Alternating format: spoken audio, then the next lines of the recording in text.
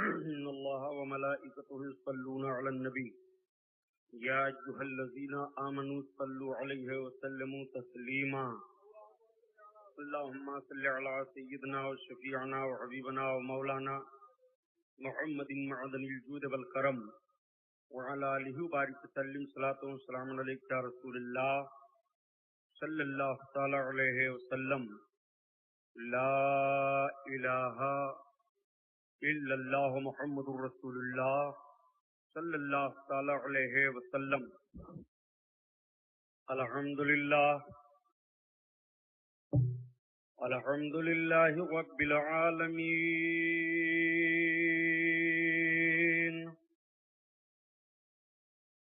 والصلاة والسلام علی سید المرسلین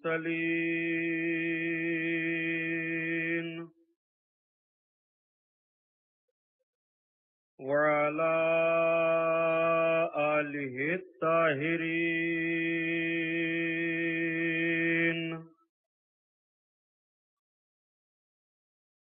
وصحابه المطهرين وابنه الغوث العظم الجيلاني محي الدين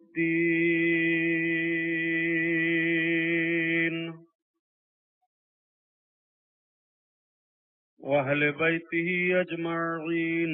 أعوذ بالله من الشيطان الرجيم.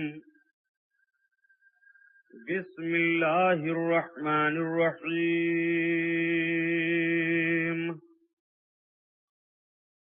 قال الله تعالى في القرآن العظيم والفرقان الحميد يا أيها الذين آمنوا استعينوا بالصبر والصلاة إن الله مع الصابرين.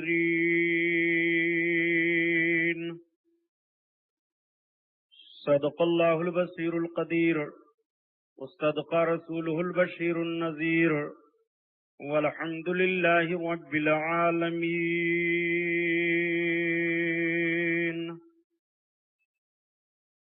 لائق صد احترام علماء اہل سنت، قابل قدر سامعین حضرات، آئیے ہم اور آپ سب سے پہلے اپنے اور ساری کائنات کے مرکز عقیدت حضور رحمت للعالمین، شفیع المذنبین، رسول گرامی وقار، محبوب پروردگار، دونوں عالم کے مالک و مختار حضور محمد الرسول اللہ صلی اللہ تعالی علیہ وسلم کے دربار پرانوار میں درود شریف کا نذرانہ پیش فرمائیں. پڑھیے بلند آواز سے. اللہم صلی علی سیدنا و مولانا محمد معدن الجود والکرم وعلی آلہ وبارک وسلم صلاۃ و سلام علیک یا رسول اللہ صلی اللہ تعالی علیہ وسلم. پورا مجمع خیر و برکت کے لیے اور درود پڑھ لیجیے. اللہم صلی علی سیدنا مولانا محمد معدن الجود والکرم وعلی آلہ وبارک وسلم صلاۃ و سلام علیک یا رسول اللہ صلی اللہ تعالی علیہ وسلم. حضرات گرامی، حضور سلطان الشہداء، نواسہ رسول، جگر گوشہ بطول،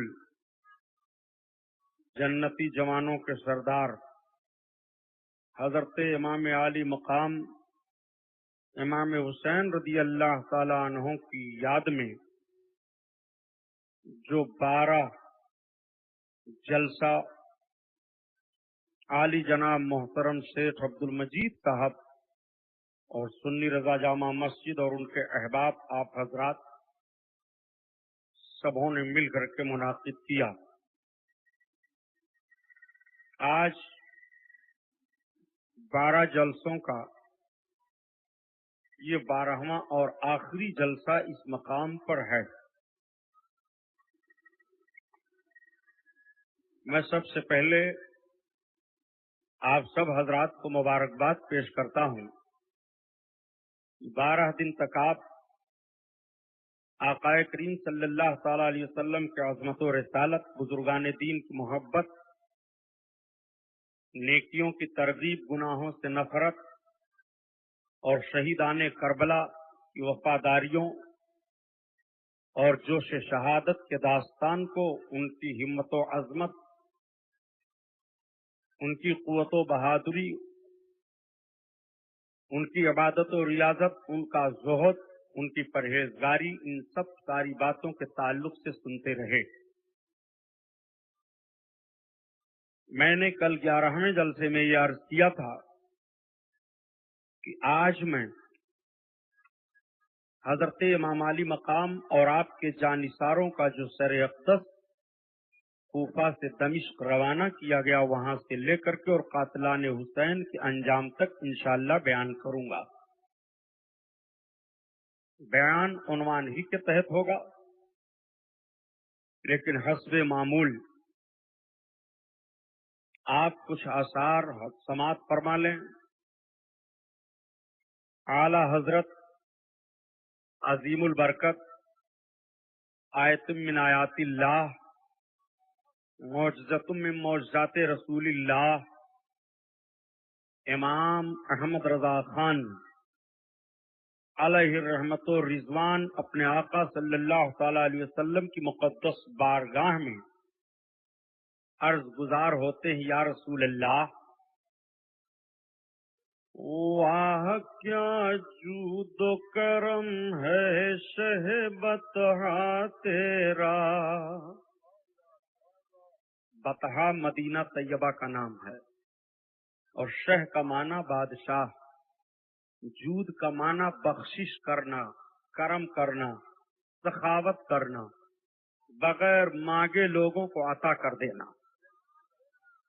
واہ کیا جود و کرم ہے شہ بطحا تیرا،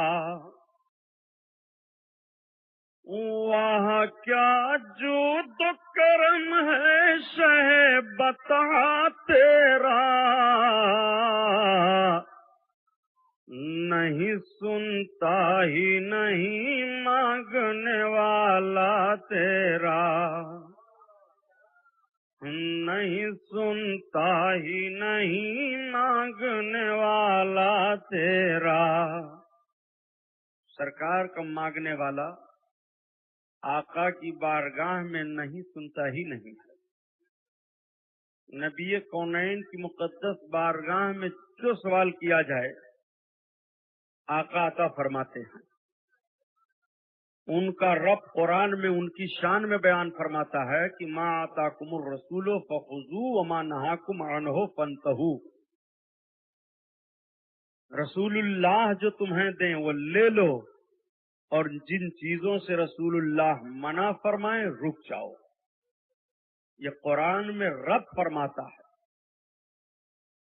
قرآن میں رب تعالیٰ ارشاد فرماتا ہے، انا اعطیناک الکوثر،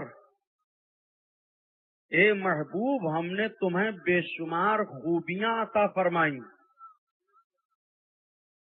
تو جب رب ارشاد فرماتا ہے کہ بے شمار خوبیاں میں نے تمہیں دی، رب ہی شمار نہیں محدود کر رہا ہے، تو ہم اور آپ اللہ کے حبیب کی خوبیوں کو شمار لانا چاہیں تو لا سکتے ہیں؟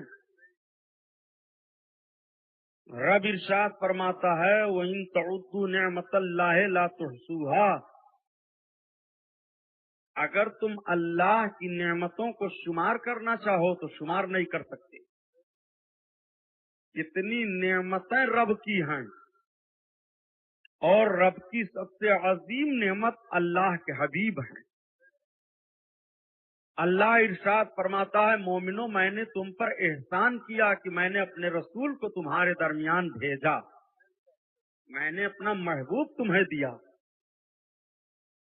آقا صلی اللہ علیہ وسلم ارشاد فرماتے ہیں، اللہ یعطی وانا قاسم، اللہ عطا فرماتا ہے اور میں دینے والا ہوں، بانٹنے والا میں ہوں، تقسیم میرے ہی دروازے سے ہوگی، तुम्हें जो कुछ मिलेगा मोहम्मदुर रसूलुल्लाह के दरवाजे करीम से मिलेगा।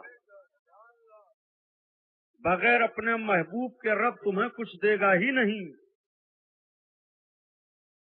आला हजरत अजीमुल बरकत इसी की तर्जमानी फरमाते हैं। अगर मैं वाकयात की रोशनी में जाऊं कि किस किस तरह से सहाबा ने सरकार की बारगाह में मांगा, तो टाइम उसी में पूरा हो जाएगा।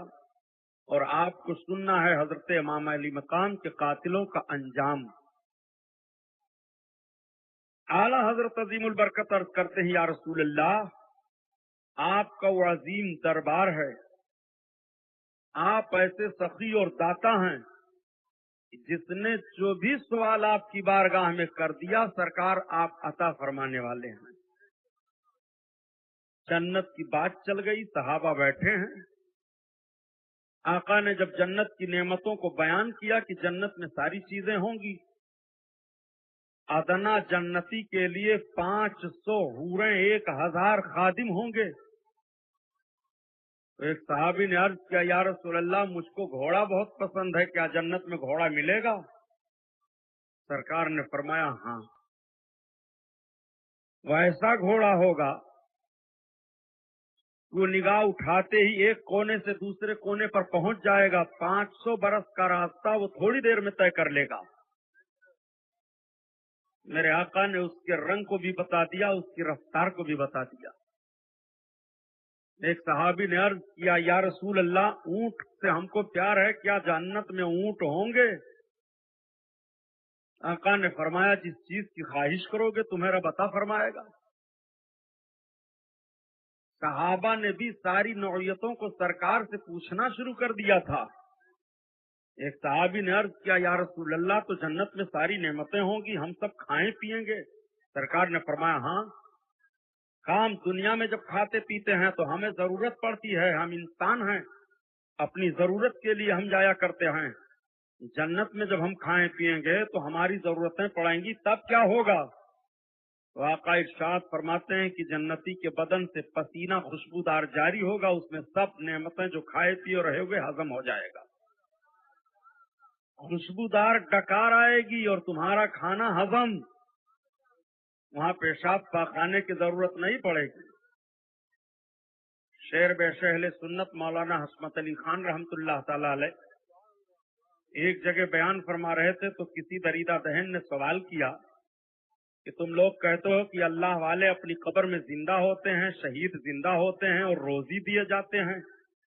वला तहसबन्नल्लज़ीना क़ुतिलू फी सबीलिल्लाहि अमवात बल अहयाउम इंदा रब्बिहुम व युरज़क़ून। अल्लाह ताला फरमाता है कि जो अल्लाह की राह में मारे जाएं वो जिंदा हैं, उनको मुर्दा गुमान तक न करो। वला तहसबन्नल्लज़ीना क़ुतिलू फी सबीलिल्लाहि अमवाता, जो अल्लाह की राह में मारे जाएं उन्हें मुर्दा गुमान न करो, वो अपने रब के नजदीक जिंदा हैं और रोजी दिए जाते हैं। ये कुरान की आयत है, उसका तर्जमा है। एक दरीदा दहन ने कहा कि जब वो जिंदा हैं, रोजी पाते हैं, खाते हैं, तो जरूरत के लिए कहाँ जाते हैं? तो कहा, वो जरूरत के लिए अपनी जरूरत पूरी करते हैं और सारी गलाजत बदमज़हबों के कब्र में चली जाती है। जैसा सवाल वैसा जवाब। ये भी कोई सवाल है? रब ताला ने इरशाद फरमाया कि रोजी दिए जाते हैं। अब कैसी रोजी दिए जाते हैं ये रब ही जानता है। हाँ, अल्लाह के रसूल सल्लल्लाहु अलैहि वसल्लम ने यहाँ तक फरमाया है कि अल्लाह के मकबूल बंदे शुहदा अंबिया अपनी कब्रों में नमाज पढ़ते हैं, रब की इबादत फरमाते हैं। तो मेरे आका सल्लल्लाहु अलैहि वसल्लम की बारगाह में कोई भी गया वो खाली हाथ वापस नहीं आया, किसी भी दौर में गया खाली हाथ वापस नहीं आया।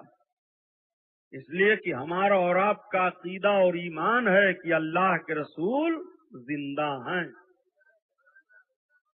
अब अगर कोई सरकार के मुर्दा होने का जहनो फिक्र दे या दरीदा दहनी से ये कहे कि माज़अल्लाह नबी तो भी मर गए, हमको भी मरना है, तो जरा जुमले पर गौर कर ले कि अगर तेरा बाप मर जाए और कोई इत्तला दे कि फलां सेठ का बाप मर गया, तो तू कहता है मरने का लफ्ज मत इस्तेमाल करो, कहो मेरा बाप इंतकाल कर गया। मरने का लफ्ज बोला जाता है तो ढिठाई समझी जाती है। تمہیں ادب سے کہنا چاہیے انتقال کر گیا، فوت کر گئے، وصال ہو گیا، تو جو جملہ تمہارے باپ داداؤں کے لیے بول دیا جائے تمہیں اچھا نہیں لگتا، وہ لفظ نبی کونین یا اللہ کے مقبول بندوں کے تعلق سے بولو گے تو یہ مناسب ہے؟ مسلمانوں، افسوس ہے یار، ایک ہنگامہ محشر ہو تو بھول جایا جائے جب سینکڑوں ہنگامے اور سینکڑوں باتیں سامنے آ رہی ہیں۔ آج سویرے سویرے میں اٹھا، فجر کی نماز کے بعد جب پیپر منگوایا تو مجھے بڑی حیرت ہوئی۔ اردو ٹائم ایک پیپر نکلتا ہے، اردو میں اخبار، آپ کے بمبئی مہاراشٹرا میں زیادہ مقبول ہے، اردو زبان جاننے والے اس کو پڑھتے ہیں، خصوصاً ہمارے اتر پردیش کے لوگ زیادہ پڑھتے ہیں۔ اس میں ایک سعید حمید صاحب ہیں جو تجزیہ کرتے ہیں باتوں کا، ان کا تجزیہ تھا بس کرو بھی مولانا، یہ وہ سرخی دیے تھے، ان کا سارا نشانہ آج کے پیپر میں جو کچھ تھے مولانا لوگ تھے، اور وہ بیچارے تشریح کیا کیے تھے، لکھے کیا تھے کہ مولانا لوگ بہت غلط کر رہے ہیں، یہ سب واز پر اتنا پیسہ آپ لوگ خرچ کرتے ہو، لڑانے کی باتیں کرتے ہیں، مسلکی اختلافات بیان کرتے ہیں، فلاں کرتے ہیں، ڈھکا کرتے ہیں، یہ کرتے ہیں، وہ کرتے ہیں۔ جو ان کے من میں آیا اور ان کے ناپاک قلب سے جو کچھ نکلنا تھا وہ نکل گیا عالموں کے خلاف۔ لیکن اس ظالم کو یہ سوچنا چاہیے اور سمجھنا چاہیے کہ علماء کی ذمہ داری کیا ہے، علماء بیان کیا کریں، پہلے بتاؤ۔ علماء نماز کا پیغام دیں گے تو بے نمازیوں کا اختلاف ہوگا کہ نہیں ہوگا؟ علماء لوگوں کو کہیں گے چوری نہ کرو تو چوروں کے خلاف آواز اٹھ رہی ہے کہ نہیں اٹھ رہی ہے؟ علماء کہیں گے شراب نہ پیو تو شراب کی دکان چلانے والوں کو تکلیفیں ہوں گی کہ نہیں ہوں گی؟ علماء مسلکی اختلافات نہ بیان کریں، مسلکی اختلافات وجود میں آپ لائے ہی کیوں؟ کہا کہ سب متحد ہو جاؤ، اس میں یہ بھی دیے ہیں کہ سب کو چاہیے کہ متحد ہو جائیں، تو میں نے مضمون تیار کر رکھا ہے، اگر ان کے اندر ہمت ہو تو انہیں چھاپنا چاہیے، مگر چھاپیں گے نہیں، اس لیے کہ یہ پیپر والے جب غیر مسلموں کا داخلہ مدینہ طیبہ میں ہوا انجینئروں کا، ان پیپر والوں نے چھپایا، صرف بمبئی میں ایک ہندوستان اردو پیپر جو نکلتا ہے اسی نے شائع کیا ہے، اور ان پیپر والوں نے شائع نہیں کیا، یا ایسے بکے ہوئے ہیں۔ تو میں نے اس میں یہ دیا ہے کہ ٹھیک ہے اتحاد ہو جائے، صحیح ہے، سب کے سب سنی ہو جاؤ، اتحاد ہو جائے۔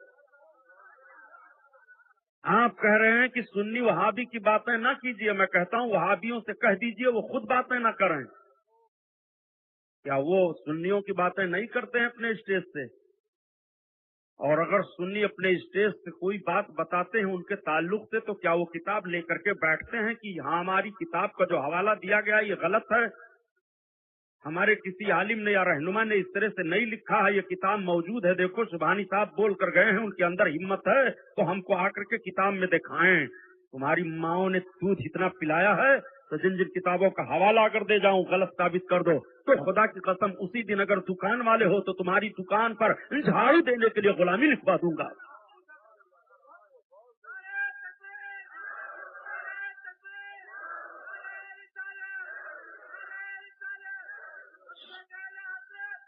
سنی بن جاؤ، اتحاد پیدا ہو جائے۔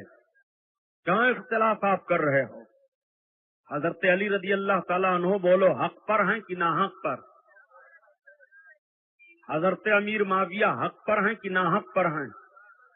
دونوں صحابیوں میں اجتہاد پر تلواریں چل گئی، 90,000 مسلمان شہید ہو گئے، اور جب حضرت امیر معاویہ اور حضرت علی میں صلح ہوئی تو حضرت علی کی تلوار رکی نہیں، بلکہ تلاش کر کر کے خارجیوں کو مارا جاتا تھا۔ خارجی کیا کلمہ نہیں پڑھتے تھے؟ ان لوگوں سے پوچھو، یہ کہتے ہیں کلمہ گو کو کچھ نہ کہو، کیا خارجی کلمہ گو نہیں تھے؟ ہمت ہے تمہارے اندر جو ثابت کرو کہ خارجی کلمہ نہیں پڑھ رہے تھے؟ جب خارجی کلمہ پڑھ رہے تھے تو حضرت علی نے خارجیوں کو کیوں قتل کروایا؟ جواب تم دو، تمہارے اوپر ذمہ داری عائد ہوتی ہے۔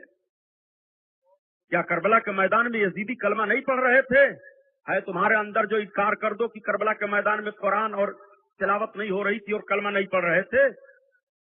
جب یزیدی بھی کلمہ پڑھ رہے تھے، قرآن کی تلاوت کر رہے تھے، تو حضرت امام حسین نے دفاع ہی کی صورت میں تلوار کیوں اٹھائی تھی؟ کیوں اپنے بال بچوں کا پرواہ نہیں کیا تھا؟ آپ جیسے اتحاد پیدا کرنے والے ہوں تو مسلمانوں کے ایمان کو نہ جانے کیسے کہاں جھونک دیں گے۔ یہ آئے ہیں اتحاد کی دعوت دینے کے لیے، یہ اتحاد کی دعوت ہے۔ چھاپتے ہو پیپر، اس میں سنیما بازوں کو اور ان کی تصویروں کو اور ناچنے گانے والی فاحشہ عورتوں کی تصویروں کو دے دے کر کے اپنے اخباروں کو یہ بیچتے ہیں یہ حرام خور لوگ۔ یہ اتحاد کی دعوت دے کر کے علماء کو برا بھلا کہہ رہے ہیں اور آپ پڑھ کر کے ان کا پیپر خرید کر کے ہنس رہے ہیں بیٹھ کر کے۔ اسلامی حکومت ہوتی تو ایسے اخباروں پر پابندیاں لگائی جاتی۔ اختلافی مسائل بیان کیے جاتے ہیں پیپروں میں، اختلافی مسائل تو کون کون مسئلہ بیان کیا گیا؟ تمہارے اندر ہمت ہے تو چھاپو حفظ الایمان کی عبارت کی رسول اللہ کا علم جیسے ہے ایسا علم جانور اور پاگل کا ہے۔ چھاپ دو تم پیپر میں کہ رسول اللہ کو دیوار کے پیچھے کا علم نہیں ہے۔ چھاپو تم رسول کونین صلی اللہ علیہ وسلم کا علم کی امام حسین اپنے آپ کو نہ بچا سکے تو قیامت میں ہم سب کو کیا بچا پائیں گے۔ چھاپو تم رسول اللہ صلی اللہ علیہ وسلم کی شان میں جو توہین کی گئی ہے کہ رسول اللہ جب اپنے چچا ابو طالب کو نہ بچا سکے تو ہم لوگوں کو کیا بچائیں گے۔ تم چھاپو ان باتوں کو، خدا کی قسم مسلمان تمہیں جوتے کا ہار پہنا دے گا۔ میڈیا بنا لیا، اخبار چھاپ لیا، لوگوں نے اردو زبان میں سمجھ سمجھ کر کے خریدنا شروع کر دیا تو مولانا لوگوں پر برس پڑے۔ سارا ظلم مولانا لوگوں نے کیا ہے۔ حرام خور، جب بھارت آزاد ہوا تھا تو کون کتنے علماء کی قربانیاں ہوئی ہیں، تاریخ پر اٹھا کر کے۔ خالی 1947 میں 14,000 علماء اہل سنت اکابر شہید کیے گئے تھے۔ تب بھارت میں آزادی کی نیند سو رہے ہو اور پیپر چھاپ چھاپ کر کے بیچ رہے ہو۔ یہ علماء تھے جنہوں نے 14,000 قربانیاں دی تھیں۔ 1857 میں جب غدر ہوا ہے، علامہ فضل حق خیر آبادی رحمۃ اللہ علیہ نے فتویٰ دیا تھا تو تمہیں معلوم ہے 27,000 علماء اہل سنت شہید کیے گئے تھے۔ جب آزادی کی جنگ لڑی گئی تھی تو 90,000 مسلمان صرف اتر پردیش میں 3 دن کے اندر اندر شہید کر دیے گئے تھے۔ تب آزادی کی نیند سو رہے ہو اور بھارت کو آزاد آزاد کہہ رہے ہو۔ اپنی تاریخیں تو چھاپنے کے لیے کچھ آتا جاتا نہیں۔ تنیموں کے فوٹو چھاپ دو، اخبار بکے، دواؤں کے نام چھاپ دو، اخبار بکے، اور برس پڑے مولانا لوگوں پر۔ آہ مولانا صاحب تجزیہ کر رہے ہیں، ایسے اخباروں کو روڈ پر رکھ کر کے پھونک دیا جائے۔ آپ سنیے، بات چل رہی تھی، بہت دور بات پہنچ گئی۔ میں عرض کر رہا تھا اپنے آقا صلی اللہ علیہ وسلم کی عطا کو نبی کونین عطا فرما رہے ہیں۔ میرے آقا کے تعلق سے یہ بھی کہا جاتا ہے کہ کلمہ پڑھنے والے کہہ دیتے ہیں کیا میں رسول اللہ کو نہیں مانتا ہوں؟ یزیدی بھی تو یہی کہتے تھے، حسین میں کیا رسول اللہ کو نہیں مانتا ہوں؟ آخر لڑائی کس کی ہے، کس چیز کا اختلاف ہوا بتاؤ ذرا۔ یزیدیوں نے حدود اسلامیہ کو توڑا تھا۔ یزید نماز کا ترک کرنے والا تھا، نماز چھوڑ کر کے خلیفۃ المسلمین بن رہا تھا۔ امام حسین نے فرمایا جائز نہیں ہے مذہب اسلام میں کہ تم نماز کے تاریخ ہو، خود گناہ کر رہے ہو اور سارے مسلمانوں کے تم امام بن جاؤ، امیر بن جاؤ۔ یہ اسلام کا دستور اجازت ہی نہیں دے رہا ہے۔ اگر اس اجازت پر آپ اپنے پورے کنبہ کو قربان کر سکتے ہیں تو آپ صحیح مجھے بتاؤ، رسول اللہ صلی اللہ تعالی علیہ وسلم کے دشمن سے آپ اتحاد کر پاؤ گے؟ حضرت امام حسین یزیدی بدعمل سے، بدعملوں سے ان کا اتحاد نہیں ہوا۔ حضرت علی کا اتحاد خارجیوں سے نہیں ہوا، خارجی بدعقیدہ تھے۔ رسول اللہ صلی اللہ تعالی علیہ وسلم نے اتحاد منافقوں سے نہیں کیا، وہ بظاہر کلمہ پڑھ رہے تھے، دل میں کفر رکھ رہے تھے۔ رسول اللہ پر واضح کر دیا گیا محبوب یہ زبان سے کلمہ تو پڑھ رہے ہیں مگر دل میں تمہارے لیے کجی رکھ رہے ہیں، اس لیے اعلان کیا جا رہا ہے کہ وہ من الناس من یقول آمنا باللہ وبالیوم الآخر وما هم بمؤمنین، یہ اللہ پر ایمان لانے کا دعویٰ کر رہے ہیں، یوم آخرت پر ایمان لانے کا دعویٰ کر رہے ہیں، مگر محبوب ہماری طرف سے اعلان ہو رہا ہے کہ ان जिनके अंदर तुम्हारे ताल्लुक से कजी है, वो महूम बे मोमिनीन, वो मोमिन नहीं है। रब ताला ने ऐलान फरमा दिया। मुनाफिकीन नहीं कलमा पढ़ते थे क्या? जरा आओ तो बड़ी अच्छाई से कह गुजरते हैं, मौलवी लड़ाते हैं खाली। हमारे इलाके में एक दिन एक साहब एक दुकान पर पहुंचे, तो एक किताब वाले हैं, उनसे कहा साहब ये मौलाना लोगों के हलवा पराठा का मामला है, मुर्गा खाने का मामला है, लड़ाते हैं सबको। तो बड़ा अच्छा जवाब दिया किताब वाले ने। कहा तुम्हारे पास कितना खेत है? कहा 16 बीघा। कहा दुकान कितनी है गौरा चौकी में? कहा 2 दुकानें हैं। कहा और कुछ तुम्हारे? कहा मेरे पास घर है। कहा एक काम करो, तुम अपना घर लिख दो, दोनों दुकानें लिख दो, 16 बीघा खेत लिख दो, और मैं मौलाना सुबहानी साहब को बुलाता हूं, उनसे कह दो कि मैं वहाबी हूं और मेरा ये अकीदा है, मैं 16 बीघा खेत आपको दे रहा हूं और ये 2 दुकान दे रहा हूं, अपनी सारी जायदाद दे रहा हूं, ये मुर्गा बहुत बढ़िया तैयार किया हूं, खा लीजिए। अगर खा लें तो खुदा की कसम पूरे भारत में ऐलान कर दिया जाएगा कि वहाबियों ने चैलेंज किया, उस चैलेंज पर इस तरह से उतरे हैं हमारे उलमा। तुम्हारे अंदर हिम्मत हो तो आओ। तो टक टक दीदम दम न कशीदम। तो हमारे गौरा चौकी में जिला गोडम ये कहे सामने आवे। सन 71 में वहां एक मुनाजरा हुआ था बभन गांव शुक्रौली में। सन 71 की उस रुदादे मुनाजरा को मेरे पास ही लोगों ने दिया है, मेरे पास ही रखी है। 8 दिन तक वो मुनाजरा चलता रहा। इनकी माओं ने दूध इतना नहीं पिलाया था कि उलमाए अहले सुन्नत के सामने ठहरें। सिर्फ मुतालबा ये हो रहा था कि मुनाजरा सुनाने दो पढ़ करके पब्लिक को। इनकी तरफ से मुतालबा था पर्चा न सुनाया जाए। पूछो अगर गोंडा जिला के लोग सन 71 में बभन गांव शुक्रौली मुनाजरम गए हो तो जानकारी उनको होगी, सही है कि गलत। बड़े आए हो बहादुर बनने के लिए। मौलवी लड़ाते हैं, मौलवी लड़ाते हैं, लड़ाते तुम हो अज़मत रसूल का खिलवाड़ करके। खिचड़ा बनाना नाजायज है, सबील लगाना नाजायज है। सबील लगाना क्यों नाजायज है भाई? शरबत पिलाना, पानी पिलाना, ये सब नाजायज हो गया दोस्तों अहबाब को या गरीबों फकीरों को। कोई खुशी में सबील लगाए, खिचड़ा पकाए इसाले सवाब के लिए तो नाजायज कैसे हो गया? तुम्हारे बेटे की शादी है तो लाखों रुपए खाने खिलाने में खर्च कर देते हो, यह जायज हो गया। और अगर इमाम हुसैन की शहादत का दिन आ गया, खुश अकीदगी में किसी ने खिचड़ा बना लिया, शरबत पिला दिया, सबील लगा दिया कि हमारे दोस्त अहबाब इमाम अली मकाम के नाम पर पी लें, तो ये नाजायज कैसे हो गया? यही तो सारे जरिए होते हैं अपने बुजुर्गों को याद करने के। अगर बुजुर्गों की यादें नाजायज हैं और याद नहीं मनानी चाहिए तो कुर्बानी करना बंद कर दो। कुर्बानी क्यों करते हो? हजरत इस्माइल अलैहिस्सलातो तस्लीम की कुर्बानी नबवी शान शौकत के मुताबिक अल्लाह ने कबूल फरमा लिया। हजरत इब्राहिम अलैहिस्सलाम ने अपने ख्वाब को सच कर दिखाया। तुम्हें कुर्बानी करने की जरूरत क्या है?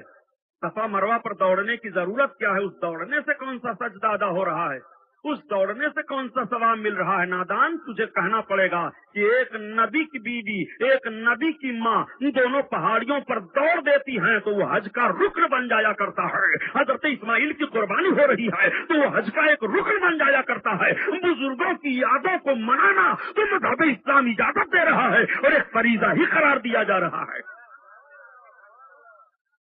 तो हजरत इमाम हुसैन की शहादत को भुलाना चाहते हो, वाज बंद हो जाए, इमाम अली मकाम की शहादत लोग भूल जाएं, खिचड़ा बंद हो जाए, इमाम अली मकाम की शहादत लोग भूल जाएं, सबील बंद हो जाए, इमाम अली मकाम की शहादत भूल जाएं।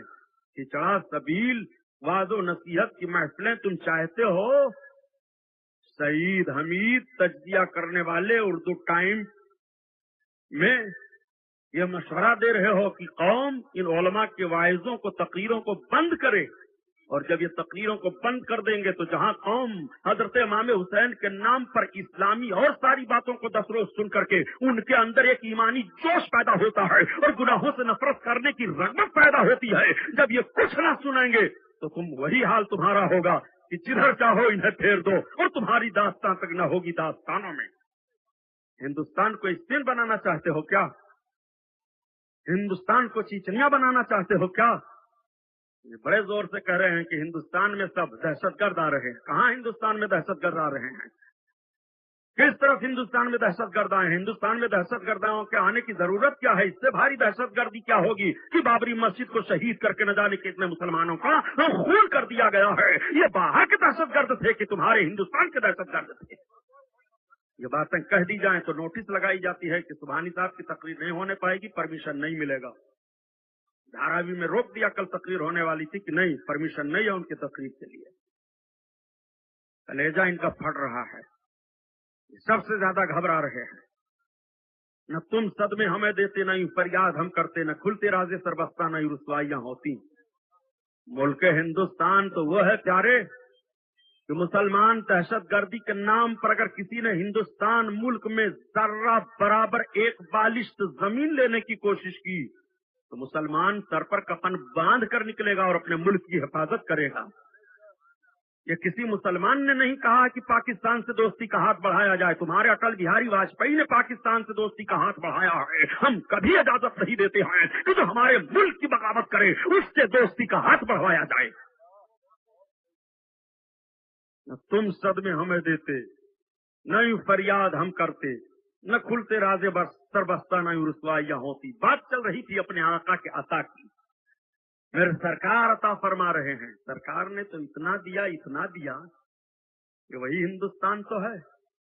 मेरे सरकार सल्लल्लाहु अलैहि वसल्लम मदीनतुर रसूल में अपने हुजरे पाक पर तशरीफ फरमा है। दरवाजे पर मेरे सरकार कयाम फरमा है। सरकार के लबहाए नाज पर मुस्कुराहट है। मेरे आका मुस्कुरा रहे हैं। आका फरमाते हैं, हाँ मैं हिंद की तरफ देख रहा हूँ। मेरे सरकार फरमाते हैं, मैं हिंदुस्तान की तरफ देख रहा हूँ। हिंदुस्तान से मुझे वफा की खुशबू आ रही है। इसी तरफ डॉक्टर इकबाल ने इशारा किया है कि नीले अरब को आई हुई वफा जहाँ से। मेरा वतन वही है, मेरा वतन वही है और हम बुलबुलें हैं इसकी, ये गुलसिता हमारा। मेरे आका सल्लल्लाहु अलैहि वसल्लम ने जिस मुल्क के लिए फरमाया हो कि मुझे वफा की खुशबू आ रही है, मुसलमान उस मुल्क से गद्दारी करेगा? ऐसा नहीं हो सकता। मेरे आका सल्लल्लाहु अलैहि वसल्लम की अता देखो। आला हजरत अजीमुल बरकत इसीलिए तो अर्ज करते हैं, या रसूल अल्लाह, वाह क्या जूदो करम है शहबता तेरा, वाह क्या जूदो करम है शहबता तेरा, वाह क्या जूदो करम है शहबता तेरा, नहीं सुनता ही नहीं मांगने वाला तेरा, मांगने वाला तेरा। तेरे टुकड़ों पे पले गैर की ठोकर पे न डाल, तेरे टुकड़ों पे पले गैर की ठोकर पे न डाल, तेरे टुकड़ों पे पले गैर की ठोकर पे न डाल।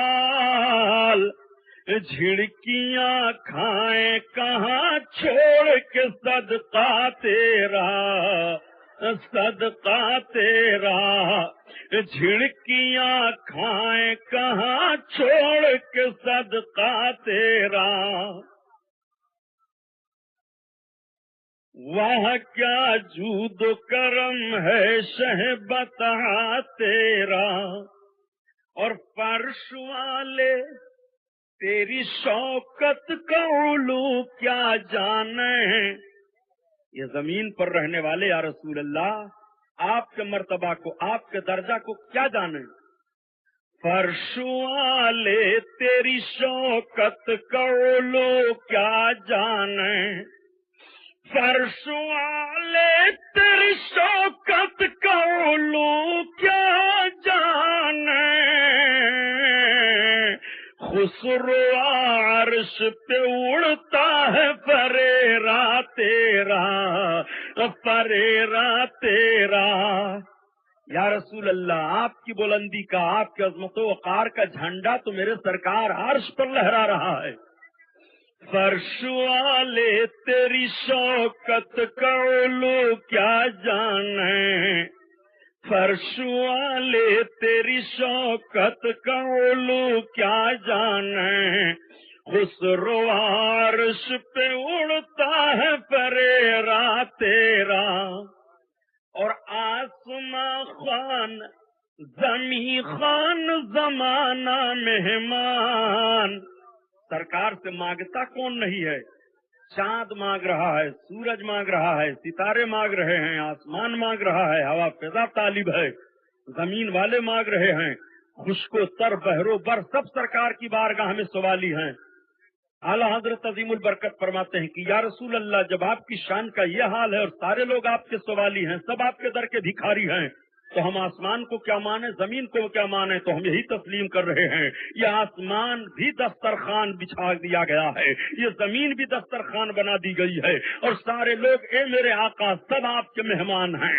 آسمان خان زمین خان زمانہ مہمان، آسمان خان زمیں خان زمانہ مہمان، اور صاحب خانہ لقب کس کا ہے؟ تیرا تیرا تیرا تیرا، صاحب خانہ لقب کس کا ہے؟ تیرا تیرا تیرا تیرا۔ اللہ اکبر۔ اور ذرا دیکھو پیارے، میں تو مالک ہی کہوں گا کہ ہو مالک کے حبیب۔ اعلیٰ حضرت عظیم البرکت عرض کرتے ہیں یا رسول اللہ، میں آپ کو مالک ہی کہوں گا، اس لیے مالک کہوں گا کہ آپ مالک کے حبیب ہو، آپ سرکار کے محبوب ہو۔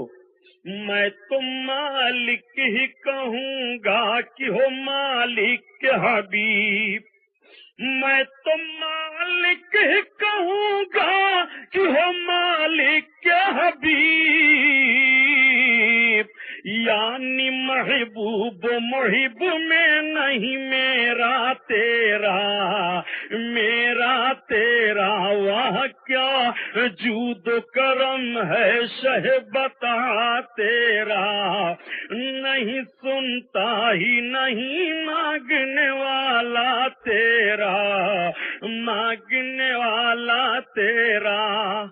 اور حضرت امام حسن حضرت امام حسین کے تعلق سے عرض کرتے ہیں غوث پاک کی تعریف کرتے ہوئے، حسنی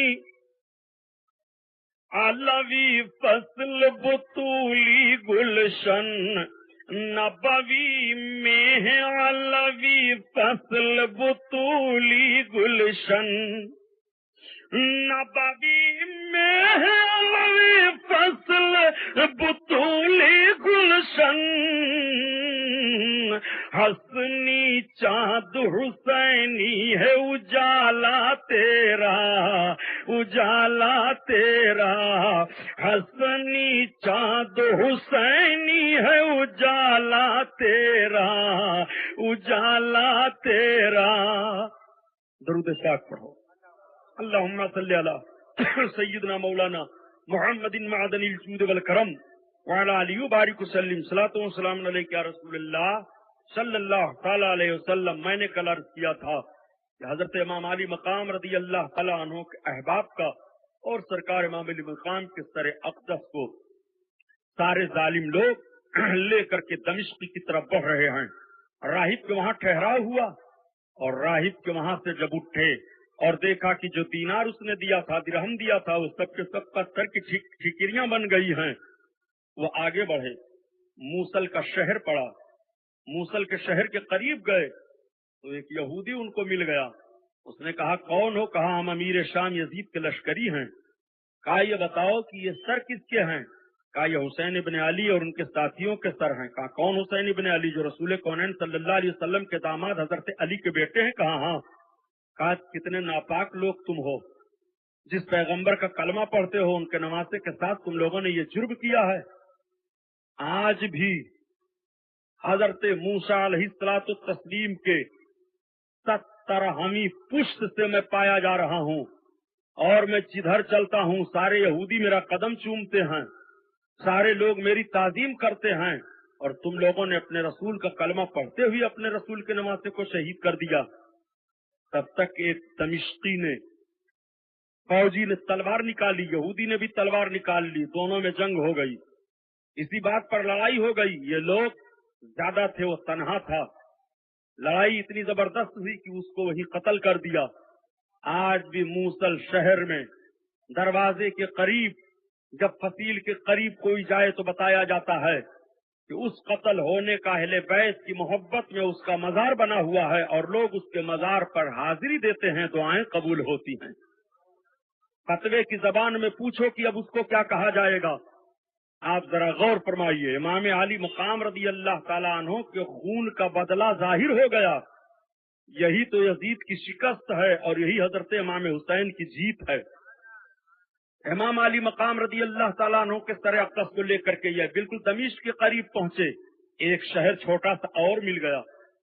वहां पर एक ईसाई का गिरजा था, उसके पास एक पत्थर था बड़ा सा, उस पर लोग बैठा करते थे। ये लोग भी वहीं ठहर गए। उस पत्थर पर हजरत इमाम अली मकाम का सर अक़दस रखा। पत्थर खून से बिल्कुल लबरेज हो गया और उस पत्थर पर लिखा हुआ था, आ तरजू शफाअतन यौमल क़यामा ले जद ही। क्या नबी कौनैन सल्लल्लाहु अलैहि वसल्लम की शफाअत की उम्मीद करते हैं कयामत के लिए? जिन लोगों ने हजरत इमाम अली मकाम को कत्ल किया, जिन लोगों ने हजरत इमाम अली मकाम को शहीद किया, खून से उस पत्थर पर यह तहरीर खुद बखुद तहरीर हो जाती है। ये लोग देखते हैं तो हैरान हो गए, देखते हैं तो परेशान हो गए। हजरत इमाम अली मकाम के खून का बदला शुरू हो गया है। उसने कहा, तुम लोग इतने बड़े पागल हो कि अपने रसूल के नमाज़े का सर काट दिए हो। आज भी हमारे गिरजा घर में हजरत ईसा अलैहिस्सलातो तस्लीम की सवारी का एक खुर रखा हुआ है। उसको हम लोग खुशबुओं में तर करके, अच्छे कपड़े में लपेट करके सजाए हुए हैं शीशे में। हम उसका एहतराम करते हैं, हम उसको चूमते हैं और आज भी हजारों आदमी उसकी जियारत करते हैं। और तुम लोगों ने इतना जुल्म किया है कि जिस रसूल का तुम कलमा पढ़ रहे हो उन्हीं को तुमने शहीद कर दिया, उनके नमाज़े को तुमने शहीद करके अपने आप को जहन्नम खरीद लिया। अल्लाह अकबर। आका करीम सल्लल्लाहु अलैहि वसल्लम के नमाज़े के खून का बदला शुरू हो गया है। ये लोग सर इमाम को लेकर के दमिश्क में पहुंचे। दमिश्क में ऐलान हो गया कि हुसैन इब्ने अली और उनके साथियों का सर आ रहा है। सारे लोग निकल पड़े। निकलने के बाद उनके आंखों से आंसू जारी हो जाते हैं। एक कोहराम मच गया। यजीद के दरबार में इमाम अली मकाम का सर अक़दस पेश किया गया। फौजी हाजिर हो गए। सर अक़दस को उसके सामने खोला गया। यजीद बैठा है तख्त पर, छड़ी उठाता है। उसने कहा, और कौन कौन लोग कैदी बना करके आए हैं? कहा, अमीर 40 आदमी मारे गए और सिर्फ 18 लोग बचे हैं। औरतों और मर्द मिलाकर के सब बच्चे हैं, बच्चियां बची हैं। एक उनका बच्चा बचा है, बकिया औरतें हैं, बकिया और सारे लोग मारे गए। यजीद ने कहा, पेश किया जाए सबको दरबार में। पेश किया गया। हजरत ज़ैनब, हजरत अली रजी अल्लाह ताला अन्हो की बहन बैठी, हजरत इमाम हुसैन की बहन बैठी हुई हैं। उसने हजरत इमाम अली मकाम रदी अल्लाह ताला अन्हो के ताल्लुक से कुछ कहा, तब तक एक शोर हुआ। लोगों ने कहा, तुमने ये बहुत गलत किया है, ऐसा तुम्हें नहीं करना चाहिए, ये तुमने सब क्या कर डाला है। तो उसने वहां पर लोगों के दिखावे के लिए इब्ने ज़ियाद को बुरा भला कहा। हुसैन की बहन ज़ैनब हैं? कहा हाँ। कहा, कौन? हजरत ज़ैनब ने ललकारा। कहा, तू ऐलान कर दे कि अब हम मुसलमान नहीं हैं। कहा, क्यों? मैं मुसलमान हूँ। तेरे बाप से मेरा बाप अच्छा था और तेरे भाई से मैं अच्छा हूँ। हजरत ज़ैनब ने कहा, गलत तू कह रहा है, तेरे बाप से मेरे बाप अच्छे थे और तुझसे मेरा भाई लाख दर्जा अच्छा है। यजीद ने कहा, ये मैं मानता हूँ कि तुम्हारी माँ हमारी माँ से अच्छी थी, तुम्हारे नाना हमारे दादा से अच्छे थे, ये तो मैं तस्लीम करता हूँ, लेकिन तुम्हारे भाई को और तुम्हारे बाप को नहीं तस्लीम कर सकता हूँ। हजरत ज़ैनब ने फरमाया, तू तस्लीम कर या ना कर, मगर हमारे भाई जैसा तू न है न होगा और मेरे भाई जैसा कोई नहीं है। कहा, बड़ी जसारत से बात कर रही है। हजरत ज़ैनब रज़ी अल्लाह ताला अन्हा ने कहा, इसमें जसारत की बात क्या है? तू ऐलान कर दे कि अब हम लोग मुसलमान नहीं हैं। अबू सुफियान की बहू बेटियां पर्दे के अंदर रहें और रसूल कौनैन सल्लल्लाहु ताला अलैहि वसल्लम की बहू बेटियां बरसरे आम बैठाई जाए, उनसे बहसो तकरार की जाए, जालिम तूने मेरे भाई को शहीद किया, आज भी तू आबरू से खेलने के लिए तैयार है। इतना कहना था कि एक हंगामा बर्पा होने का अंदेशा था। यजीद ने फौरन इशारा किया कि इन सारे लोगों को हरम सरा में ले जाओ, औरतों को पर्दा में कर दो। اور عورتوں کو پردہ میں کرنے کے بعد اپنے گھر کی عورتوں سے کہا کہ زینب کو راضی کرو، اگر زینب راضی ہو جائیں تو ان کے بھائی کے قتل کا بدلہ انہیں دے دیا جائے، زیورات سے ان کو مرصع کر دیا جائے۔ حضرت زینب رضی اللہ تعالیٰ عنہ نے فرمایا کوفہ سے لے کر کے اور یہاں تک میرے بھائی کے خون کا بدلہ دینے کے لیے تم چلے ہوئے ہو، میرے بھائی کے خون کا بدلہ اب یہاں نہیں ملے گا، میرے بھائی کے خون کا بدلہ اب قیامت کے میدان میں ہوگا۔ میں نہیں لے سکتی ہوں، مجھے زر و جواہر نہیں چاہیے۔ حضرت امام زین العابدین کو بلوایا، کہا تم کون؟ کہا میں عابد ابن حسین ہوں۔ کہا تمہارا نام علی ابن حسین ہے؟ کہا ہاں۔ کہا دیکھو اللہ نے تمہارے باپ کے ساتھ کیا کیا۔ تو حضرت امام زین العابدین قرآن کی آیتیں پڑھنا شروع کر دیتے ہیں کہ اللہ تعالیٰ کی طرف سے جس کو جو کچھ پہنچتی ہے اس کی پیدائش سے پہلے پہلے اس کے لیے لکھ دیا گیا ہے، کسی کا اس میں جبر نہیں ہے۔ قرآن کی آیتوں کا تلاوت ہونا تھا، یزید پر سناٹا چھا گیا۔ یزید نے کہا کہ کوئی مطالبہ ہو تو بتاؤ۔ حضرت زین العابدین نے فرمایا میرا کوئی مطالبہ نہیں ہے، اگر تو میرا مطالبہ سننا چاہتا ہے تو میرا مطالبہ یہ ہے کہ پہلے میرے باپ کے قاتلوں کو میرے سامنے کر دیا جائے، میں ان کو قتل کروں گا۔ تو ایک روایت میں یہ بھی بات آتی ہے کہ اس نے سارے لشکریوں کو جمع کیا اور اس نے پوچھا کہ حسین ابن علی کو کس نے قتل کیا ہے، تو سارے لوگ انکار کر گئے، میں نے نہیں قتل کیا۔ خولی بول رہا ہے میں نے نہیں قتل کیا، شمر کہہ رہا ہے میں نے نہیں قتل کیا، سنان کہہ رہا ہے میں نے نہیں قتل کیا، حرملہ بن کاہل کہہ رہا ہے میں نے نہیں قتل کیا، یہ سارے کے سارے شقی القلب بول رہے ہیں میں نے نہیں قتل کیا۔ یہی حضرت امام حسین کی جیت ہو جاتی ہے اور یہی یزید کی شکست ہو جاتی ہے۔ امام حسین کے سامنے تو بہادری دکھاتے رہے لیکن اپنے امیر کے سامنے، یزید ظالم کے سامنے بہادری نہ دکھا سکے۔ یہی تو امام حسین کی جیت ہے پیارے۔ ذرا فلسفیانہ طور پر ذہن و فکر لے جا کر کے غور تو کرو۔ یزید نے کہا عابد ابن حسین تمہارے باپ کے قاتلوں کا تعین نہیں ہو پا رہا ہے، تمہاری دوسری کوئی شرط ہو تو بتاؤ۔ اب میری دوسری شرط یہ ہے کہ مجھے مدینہ جانے دیا جائے۔ کہا ٹھیک۔ کہا کوئی اور شرط؟ کہا میں کربلا ہو کر کے جاؤں گا۔ کہا ٹھیک۔ تب تک اذان ہونے لگی، جیسے ہی مؤذن پہنچا اشہد ان محمد رسول اللہ، حضرت امام زین العابدین نے فرمایا مؤذن ٹھہر جا۔ مؤذن ٹھہر گیا۔ آپ نے ارشاد فرمایا اے لوگو بتاؤ یہ تمہارے لیے جب اذان ہوتی ہے نماز کے لیے تو کس کے نانا کا نام لیا جاتا ہے؟ حسین کے نانا کا نام لیا جاتا ہے یا یزید کے دادا باپ کا نام لیا جاتا ہے؟ تب تک پورے دمشق کے عوام بھڑک اٹھے اور انہوں نے فرما دیا حسین حق پر ہے، یزید باطل ہے، خلافت الہیہ کا حق اس کو قطعاً نہیں ہے، حسین نے جو کیا وہ سچا کیا۔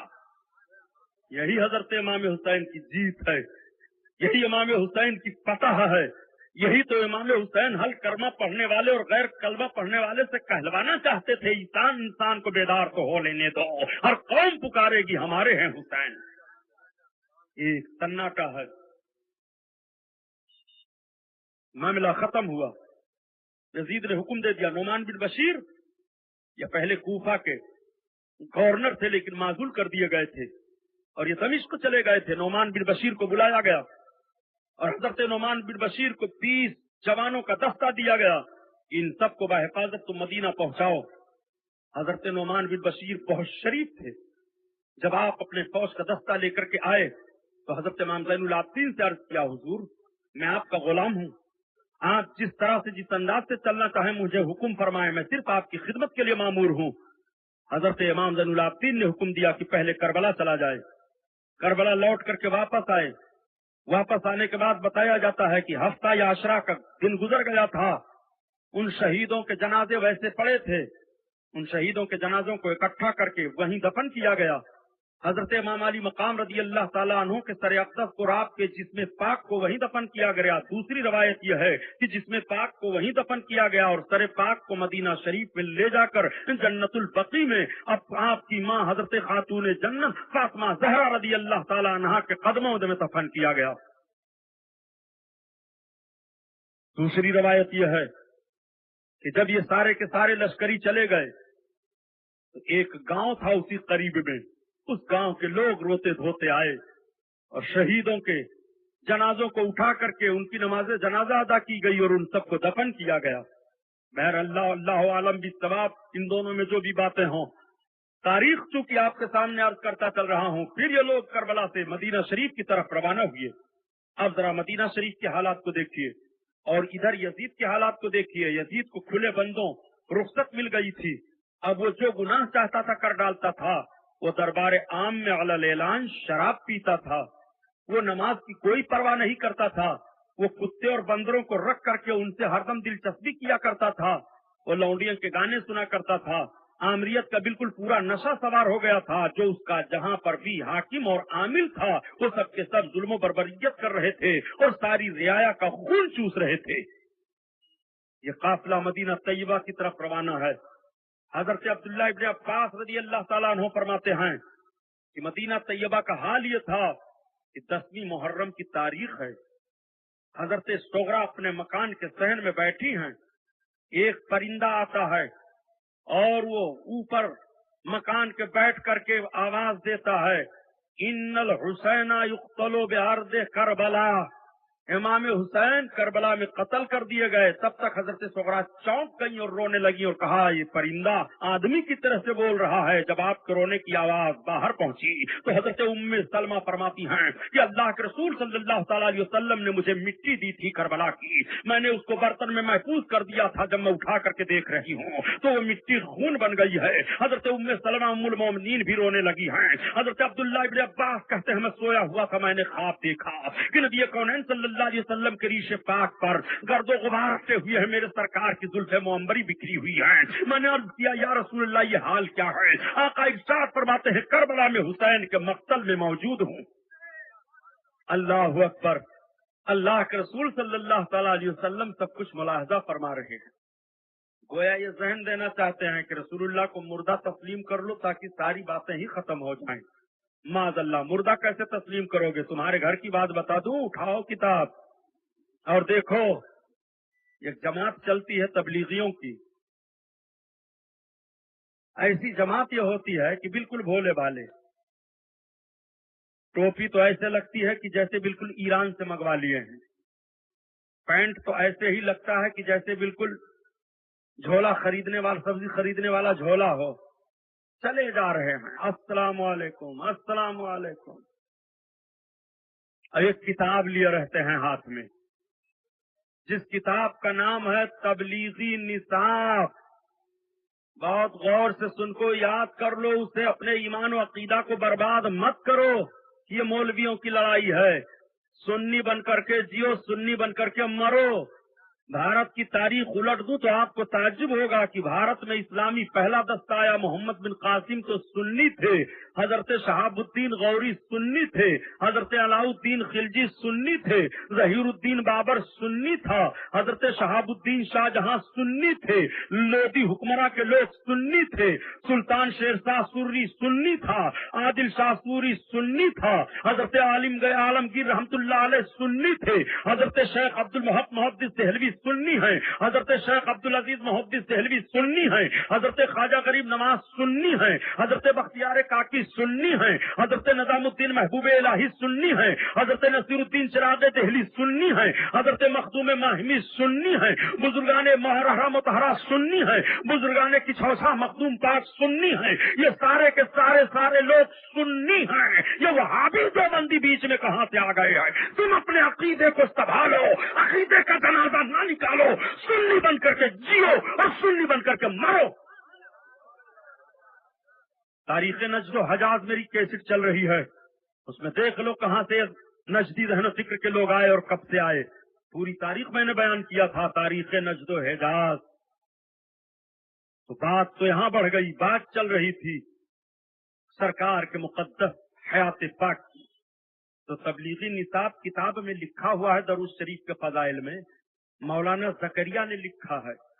ये मौलाना जकरिया साहब देवबंदी जमात के बहुत बड़े आलिम माने जाते हैं। उन्होंने तबलीगी जमात किताब लिखा है। उस तबलीगी जमात किताब में दरूद के फजाइल में उन्होंने लिखा है कि हजरत सैयद अहमद कबीर रिफाई रहमतुल्लाह ताला अलैह जब मदीना शरीफ सरकार के रौजा के पास पहुंचे और मवाजा शरीफ में पहुंचे तो अर्ज करते हैं कि या रसूल अल्लाह, अभी तक मैं आपसे दूर दूर से सलाम करता रहा, आप पर भेजता रहा, اب آپ کے روبرو میرے سرکار میں حاضر ہوں، سلام عرض کر رہا ہوں، آپ قبر انور سے اپنا دست پاک مبارک ہاتھ باہر کر دیجئے، میں بوسہ دوں گا جیسے حضرت سید احمد کبیر رفاعی نے عرض کیا۔ تب تک رسول کونین نے اپنا دست پاک قبر انور سے باہر کر دیا۔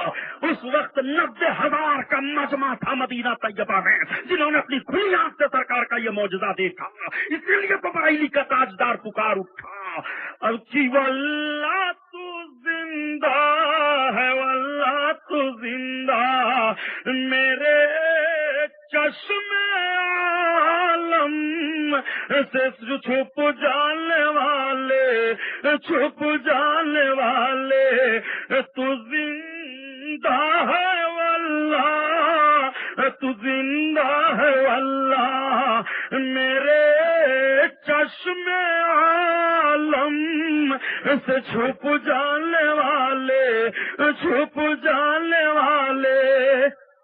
اللہ اکبر۔ تو حضرت سید احمد کبیر رفاعی کے لیے سرکار نے اپنے دستہ پاک اپنے مبارک ہاتھ کو نکال دیا۔ ہجری 555 کا یہ واقعہ ہے، تو کیا ہجری 60 میں امام حسین کی شہادت کو حضرت رسول کونین نہیں ملاحظہ فرما رہے ہیں؟ جس رسول نے حسین کی شہادت کی خبر دی تھی اور سارے لوگ جان رہے تھے کہ حسین ابن علی شہید کیے جائیں گے، حضرت ام سلمہ بھی فرماتی ہیں کہ مجھے جب غنودگی ہوئی تو میں نے دیکھا کہ میرے آقا صلی اللہ تعالیٰ علیہ وسلم کے زلف معمبری بکھرے ہوئے ہیں اور سرکار کے ریش مبارک پر گرد و غبار لگے ہوئے ہیں۔ میں نے عرض کیا، اے میرے آقا یہ حال کیا ہے؟ تو آقا فرماتے ہیں اس وقت میں کربلا میں مقتل حسین میں ہوں۔ اللہ اکبر۔ یہ نبی کونین صلی اللہ تعالیٰ علیہ وسلم ملاحظہ فرما رہے ہیں اپنے نواسے کی شہادت کو۔ مدینہ شریف کا حال یہ تھا کہ کوئی آدمی اپنا برتن اٹھاتا تو اس کے نیچے خون ہے، وہ اپنے برتنوں پانی کے برتنوں کو دیکھتے تو اس میں خون پایا جا رہا ہے، وہ اپنے کھانوں کو تیار کرتے تو اس میں خون پایا جا رہا ہے۔ 7 روز تک سورج کی شعائیں پھیلی نہیں تھی، 7 روز تک اندھیرا چھایا ہوا تھا، شعائیں پڑتی تھی، صرف دیواروں سے پتہ چلتا تھا کہ دن نکل آیا ہے، ایسا حال ہو گیا تھا۔ حضرت ام سلمہ سرکار کی زوجہ ام المومنین بیان فرماتی ہیں کہ اللہ کے رسول کے نواسے حضرت امام حسین کی شہادت پر جناتوں نے نوحہ خوانی کی ہے، جنات اور جنیاں یہ سب کے سب روتے رہے ہیں۔ کون رویا نہیں ہے امام حسین کی شہادت پر؟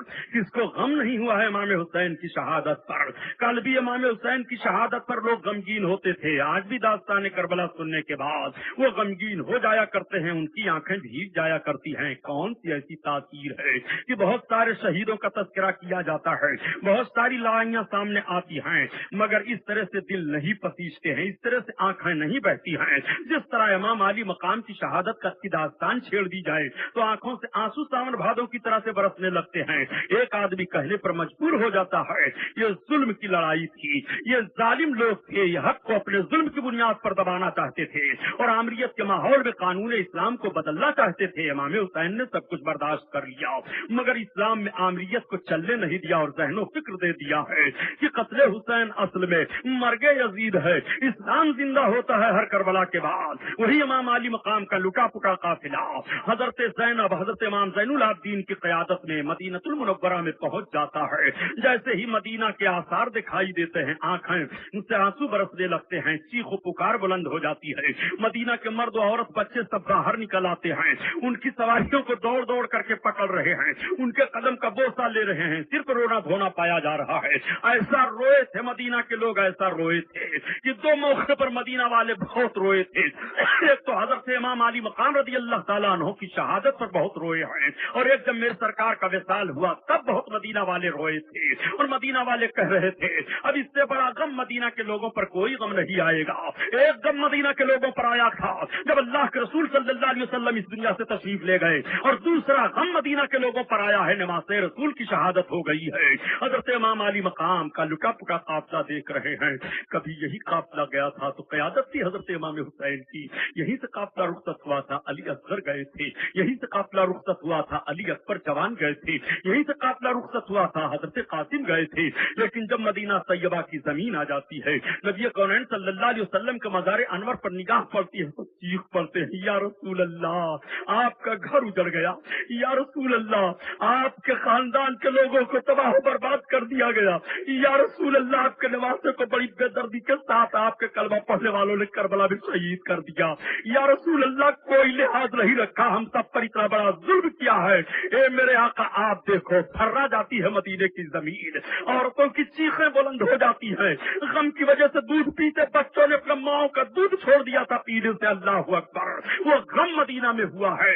حضرت زینب گئی ہیں سرکار کے روضے قریب انور کے قریب ہو کر کے عرض کرتی ہے، یا رسول اللہ یہ آپ کی نوازی زینب ہے، یا رسول اللہ آپ نے تو سب کچھ ملاحظہ کیا ہے، لیکن زینب نے اپنی آنکھوں سے جس کیفیت کو دیکھا ہے، اے میرے آقا میں کیا بیان کروں، رو رو کر کے عرض کرتی چلی جا رہی ہیں، عابد بیمار بھی رو رہے ہیں، حضرت شہربانو بھی رو رہی ہیں، حضرت ام رباب بھی رو رہی ہیں، یہ سارا کا سارا قافلہ جو لوٹ کر کے آیا ہے، یہ سب کے سب رو رو کر کے اپنی مصیبت اپنی پریشانی کو روضہ رسول کے سامنے بیان کر رہے ہیں۔ پھر خاتون جنت حضرت فاطمہ زہرا کے مزار پر جاتے ہیں، امی دیکھ لو صرف میں لوٹ کر کے آئی ہوں، آپ کا بیٹا کربلا کی سرزمین پر جس بے دردی کے ساتھ شہید کیا گیا ہے وہ داستان دنیا میں دہرائی جاتی رہے گی۔ اے ماں، حسین کی بہن آپ کی بیٹی زینب واپس آ گئی ہے۔ حضرت زینب سارے معاملات کو رو رو کر کے بیان کر رہی ہیں اور دیکھنے والی بیویوں نے بھی بیان کیا، حضرت سکینہ نے بھی بیان کیا، حضرت امام زین العابدین نے بیان کیا۔ آج داستان کربلا اسی بنیاد پر تو دہرائے جاتے ہیں، اور کوفہ کے جو فوجی تھے ان لوگوں نے بیان کیا، شہادت کے بعد کے واقعات کو جن لوگوں نے دیکھا ان لوگوں نے بیان کیا۔ اللہ اکبر، مدینہ شریف میں سال بھر یہ غم ہوتا رہا۔ حضرت امام زین العابدین کے تعلق سے بتایا جاتا ہے کہ 3 آدمیوں کی اتنا دنیا میں کوئی نہیں رویا ہے۔ حضرت آدم علیہ السلام جب جنت کی طرف سے دنیا کی طرف جنت سے دنیا کی طرف منتقل فرمائے گئے تو بہت روتے رہے۔ حضرت یوسف علیہ السلام جب اپنے بھائیوں سے جدا کیے گئے تو ان کی یاد میں حضرت یعقوب علیہ السلام بہت روتے رہے، اور سب سے زیادہ تیسرے نمبر پر جس کے آنسو گرے ہیں اپنے باپ کی شہادت کے بعد، واقعہ کربلا کے بعد، حضرت امام زین العابدین کے آنسو گرے ہیں۔ واقعہ کربلا کے بعد پوری زندگی حضرت امام زین العابدین کی آنکھوں سے ہر وقت آنسو بہتے رہتے تھے، کبھی آنکھوں سے خون کے قطرے نکل آتے تھے۔ جب لوگ کہتے تھے اے عابد اتنا نہ رو، تو کہتے تھے لوگوں جس کے سامنے جس کا باپ ذبح کیا گیا ہو، جس کے سامنے جس کا بھائی ذبح کیا گیا ہو، جس کے سامنے جس کا 6 ماہ کا بھائی قربان کیا گیا ہو، اس سے کہتے ہو نہ رو تو کون روئے گا؟ مجھے ہنسی کہاں آ سکتی ہے؟ یہ حال تھا حضرت عابد بیمار حضرت امام زین العابدین کا۔ اللہ اکبر، ساری دنیا کے لوگ سوگوار ہیں، ہر مخلوق سوگوار ہے۔ لکڑیاں توڑی جاتی، لکڑیوں کے اندر سے خون نکلتا، لوگ پریشان و حیران تھے کہ اب یہ معاملہ کیسے ختم ہوگا۔ غلاف کعبہ کی لوگوں نے زیارت کی تو دیکھا اس پر خون کے چھینٹے ہیں۔ کعبہ کے اندر گئے، پتھر کو اٹھایا تو دیکھا اس کے نیچے سے خون بہ رہا ہے۔ رویا کون نہیں ہے امام پر؟ کون نہیں رویا ہے؟ اور قیامت تک لوگ روتے رہیں گے۔ ہماری اور آپ کی عقیدت کا نذرانہ کیا ہے؟ کھچڑا پیش کر دیا، سبیل لگا دیا، اس پر بھی پابندی لگائی جا رہی ہے کہ امام کے نام کو مٹایا جائے۔ ہاں ضرور، جن چیزوں سے امام کو یاد کیا جائے اور شریعت کے خلاف ہو ان چیزوں سے نہ یاد کرو۔ شریعت نے اپنے رب کے بندوں کو اور محبوب بندوں کو یاد کرنے کا جو طریقہ بتایا ہے اس طریقے سے ضرور یاد کیا جائے گا۔ امام علی مقام شہیدوں کو، حضرت رسول کونین شہیدوں کو یاد فرمایا کرتے تھے۔ جب مقام احد پر رسول اللہ تشریف لے جاتے تھے تو شہد یہ پیشکش ہے رضا انٹرپرائزز کی جایا کرتے تھے اور ان شہیدوں کو یاد کر کے ان کے لیے دعا فرماتے تھے۔ شہیدوں کی یاد مٹائی نہیں جائے گی۔ داستان کربلا کیسے مٹاؤ گے؟ ایک خوش عقیدہ مسلمان اگر امام علی مقام کے نام پر اپنے دوست و احباب اپنے بھائیوں کو شربت پلا دے، سبیل پلا دے کہ امام کی یاد آ جائے، یہ بدعت ہے، حرام ہے، تب کیا کرنا ٹھیک ہے؟ آپ ذرا تشریح تو فرما دیجئے کہ امام حسین کے نام پر کیا کیا جائے، اس کو تو بیان کریے۔ آپ یہی بیان کریے کہ امام حسین کے نام پر کھچڑا مت کھلائیے، سبیل مت لگائیے، نماز پڑھیے۔ امام حسین کے نام پر قرآن کی تلاوت کیجیے۔ امام حسین کے نام پر آپ بیٹھ کر کے درود پڑھیے۔ امام حسین کے نام پر آپ بیٹھ کر کے اللہ اللہ کیجئے، کچھ تو آپ اعلان کیجئے، سمجھ میں کچھ نہیں آتا کہ چھیڑیں داستان کیسے، رلائیں تو بغاوت ہے، ہنسائیں تو بغاوت ہے۔ یزیدی ذہن و فکر رکھنے والوں، تمہیں غم حسین کیا ہوگا؟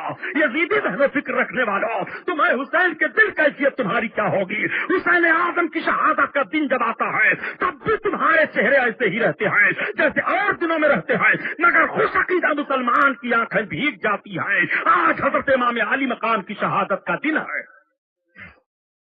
مدینہ شریف میں رو رو کر کے ان سبوں نے بیان کیا، حالات گزرتے رہے، معاملات بڑھتے رہے۔ اسی کوفہ میں مختار سبتی، جس کے گھر حضرت امام مسلم پہلے پہلے اترے تھے، وہ بڑا چالاک تھا، بڑا یار سیاسی تھا۔ وہ اس نے دیکھا کہ پبلک کا رجحان حضرت امام حسین کی طرف بڑھتا ہی جا رہا ہے، جہاں دیکھو وہی حضرت حسین ابن علی کا تذکرہ، جس کے منہ سے سنو وہی حضرت امام کو یاد کر رہا اور کہہ رہا یزید نے غلط کیا۔ تو یہ حکومت کا لالچ بھائی، اقتدار اسے چاہیے ہی۔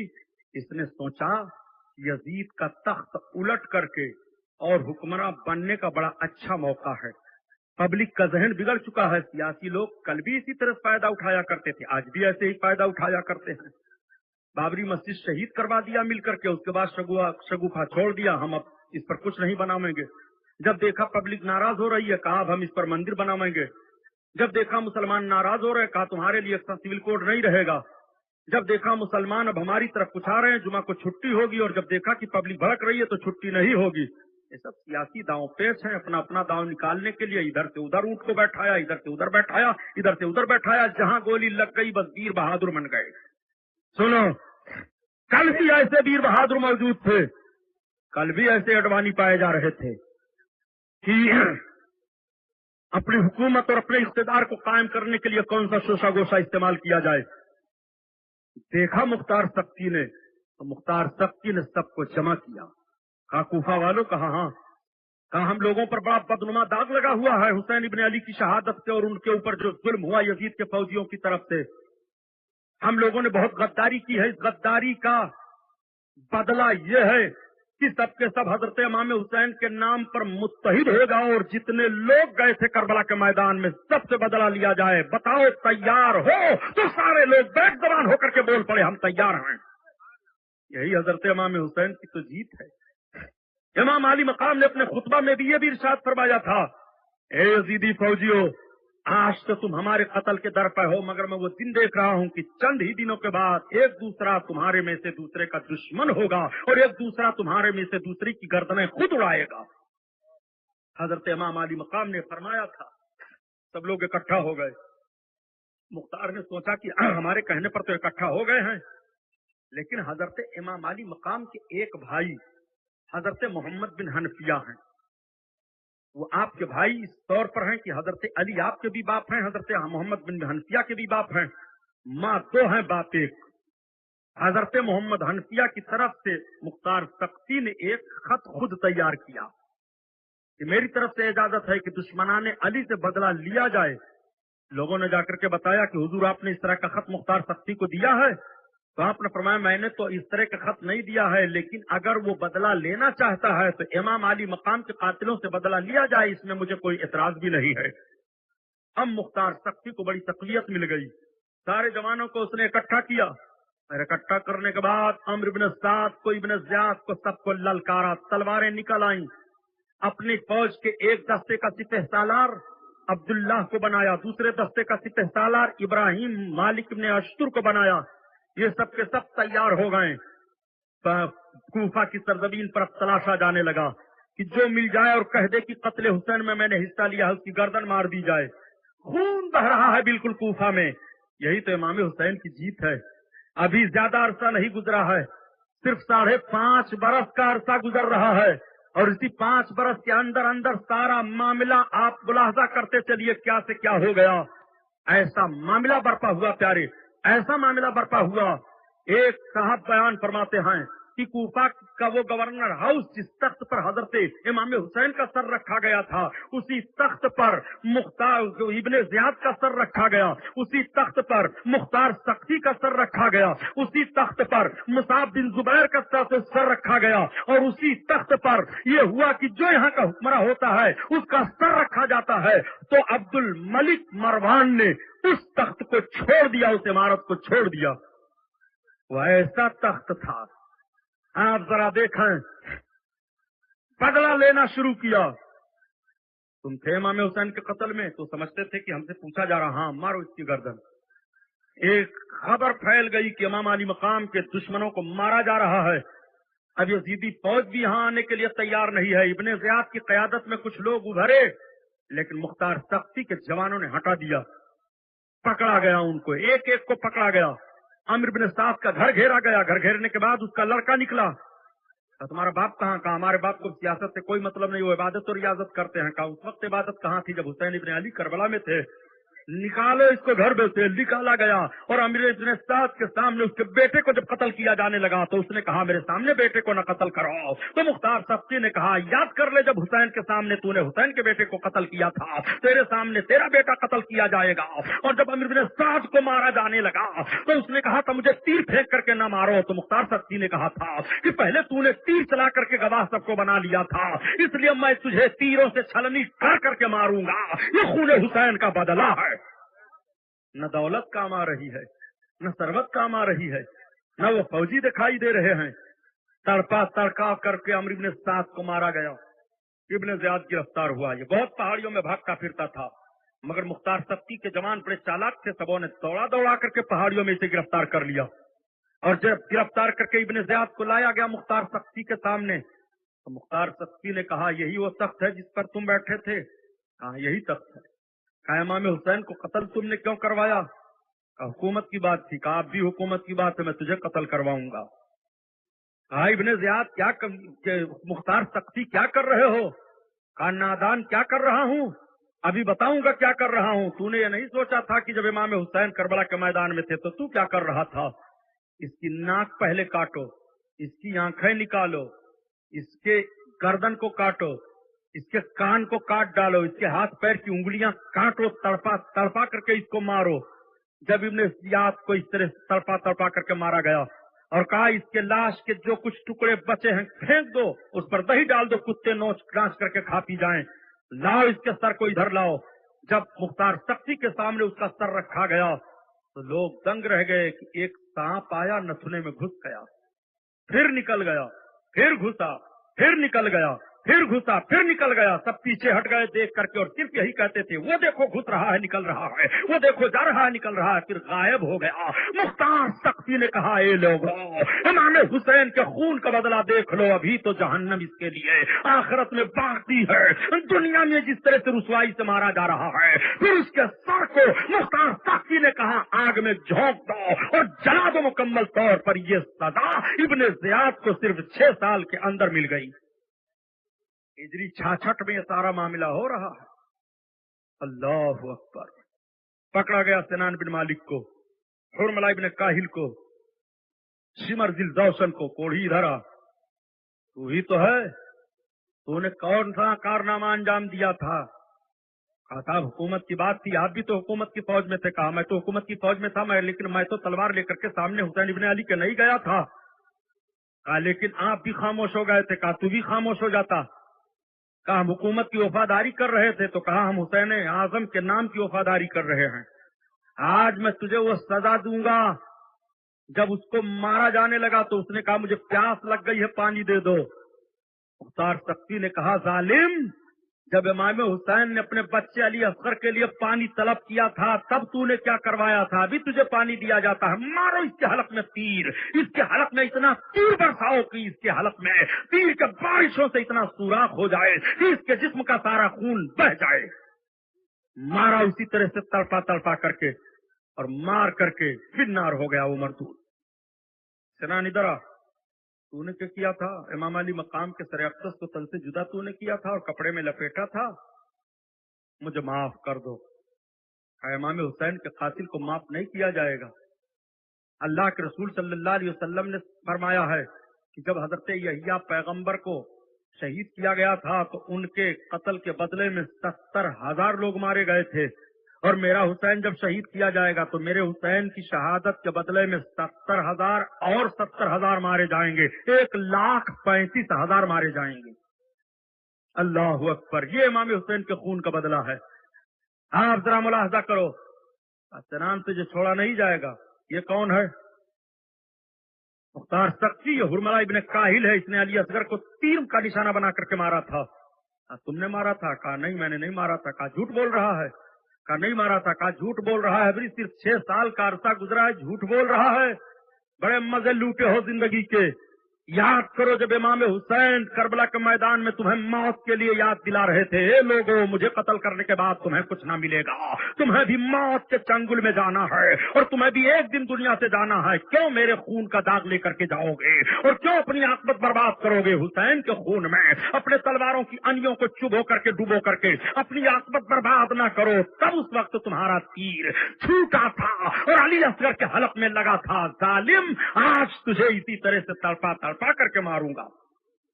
حرملہ ابن کاہل ادھر آ، نیزے پر تم نے چڑھایا تھا؟ نہیں میں نے نہیں سر کو چڑھایا تھا۔ جھوٹ بول رہا ہے، اسے بھی تڑپا کر کے مارو۔ ان سب کے ہاتھ پاؤں کی انگلیاں کاٹی جاتی ہیں، اب بے دردی کے ساتھ ان کو مارا جاتا ہے، یہ چیخ پڑتے ہیں کہ مکانوں کو جلا دیا جاتا ہے، سب کچھ ساری جائیداد ضبط کر دی جاتی ہے، ایک ایک کو چن چن کر کے مختار سقفی نے مروایا، اور ایسا مروایا مختار سقفی نے، ایسا مروایا، اللہ اکبر۔ ایک مرتبہ اس نے پورے کوفہ میں منادی کروا دی کہ اگر کسی طرف سراغ لگ جائے، پتہ چل جائے کہ حضرت امام حسین کے قاتلوں کا کوئی حامی ہے تو اسے بھی قتل کروا دیا جائے گا، اس سے بھی نہیں چھوڑا جائے گا۔ یہی تو حضرت امام حسین کی جیت ہے اور یہی یزید کی ہار ہے۔ آپ ذرا غور فرمائیے قاتلان حسین کا انجام کیا ہوتا ہے۔ اسی لیے بوڑھوں نے کہا ہے کہ اچھائیاں کرو تاکہ اچھائیاں دیکھو۔ رب کا فرمان قرآن میں ہے، وَمَن يَعْمَلْ مِثْقَالَ ذَرَّةٍ خَيْرًا يَرَهُ وَمَن يَعْمَلْ مِثْقَالَ ذَرَّةٍ شَرًّا يَرَهُ۔ جو ذرہ برابر نیکی کرے گا وہ بھی دیکھے گا، اور جو ذرہ برابر گناہ کرے گا وہ بھی دیکھے گا۔ اپنے اپنے کرتوتوں کا بدلہ دنیا ہی میں دیکھ لو گے۔ یہ تو حضرت امام حسین کے خون کا انتقام تھا۔ اللہ کی رسی ڈھیل ہوتی چلی گئی، لیکن جب گرفت میں سب آتے رہے تو کوئی بچ نہیں سکا ہے، اس لیے کہ نماز رسول کے خون میں اپنے تلوار کی انی کو ڈبو کر کے حکومت قائم کر لینا یہ معمولی کام نہیں ہے پیارے کہ تم سرخرو ہو جاؤ، اپنے آپ کو جہنم میں ڈال لینا ہے۔ آؤ ذرا دیکھو، حضرت امام حسین کے قاتلوں کا جب اس طرح سے سراغ لگایا جانے لگا، ایک بیٹھا ہوا تھا، اس نے کہا صاحب میں بھی تو ان کے قاتلوں کی حمایت میں تھا، لیکن میرا تو اب تک کچھ نہیں ہوا ہے۔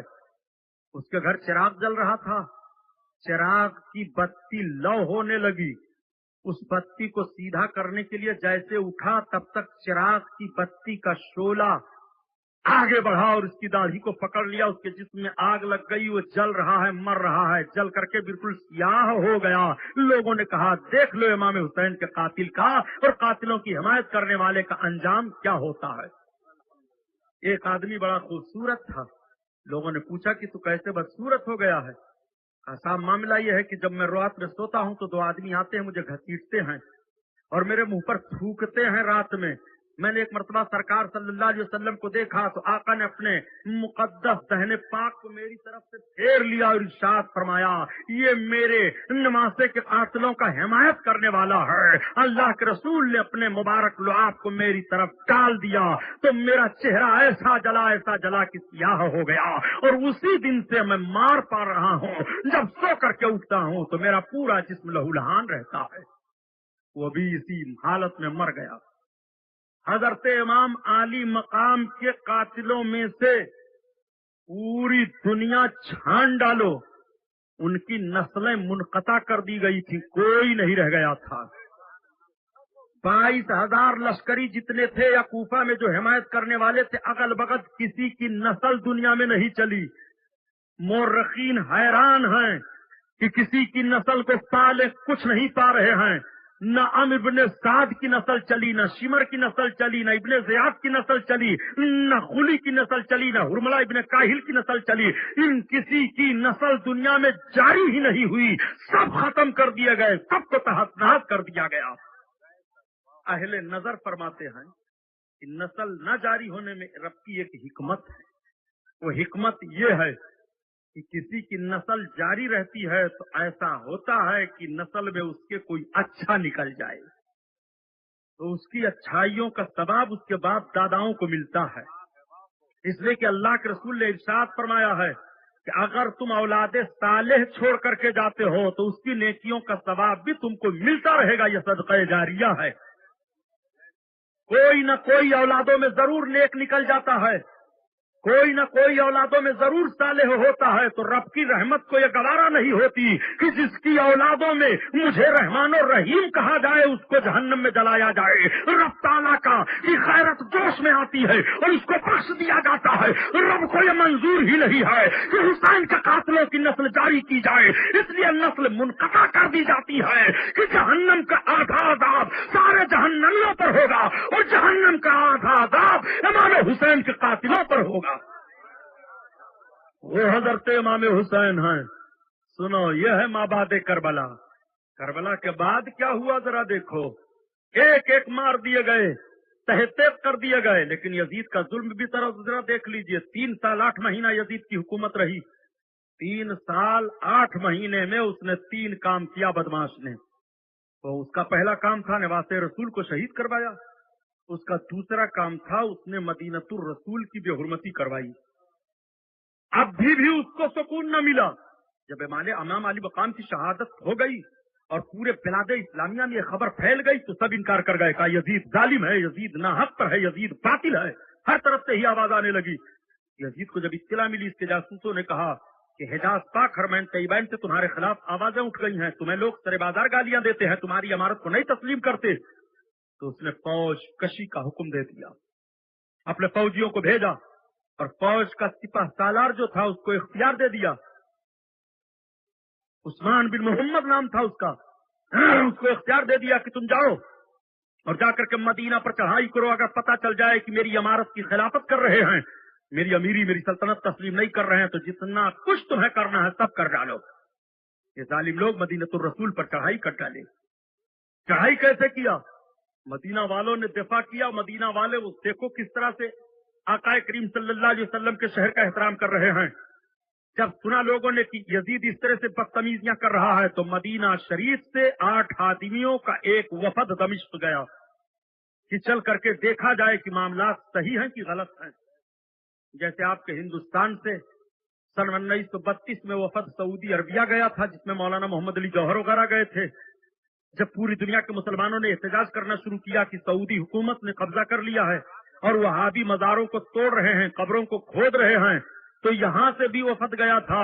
اور جب گئے تو مولانا محمد علی جوہر جب پلٹ کر کے آئے تو دلی میں رو رو کر کے جامع مسجد میں انہوں نے بیان دیا تھا, اے لوگوں, وہابی حکومت کا منشا صرف ہے کہ اسلامی نشانیوں کو ختم کر دیا جائے, اور جو کچھ ہم لوگ سن رہے تھے وہ ہم اپنی آنکھوں سے دیکھ کر کے آئے ہیں. پڑھو مولانا محمد علی جوہر کی رپورٹ کو. تاریخ سے کچھ علم نہیں ہے. یہ بریلوی لوگ صرف خالی برا بناتے ہیں.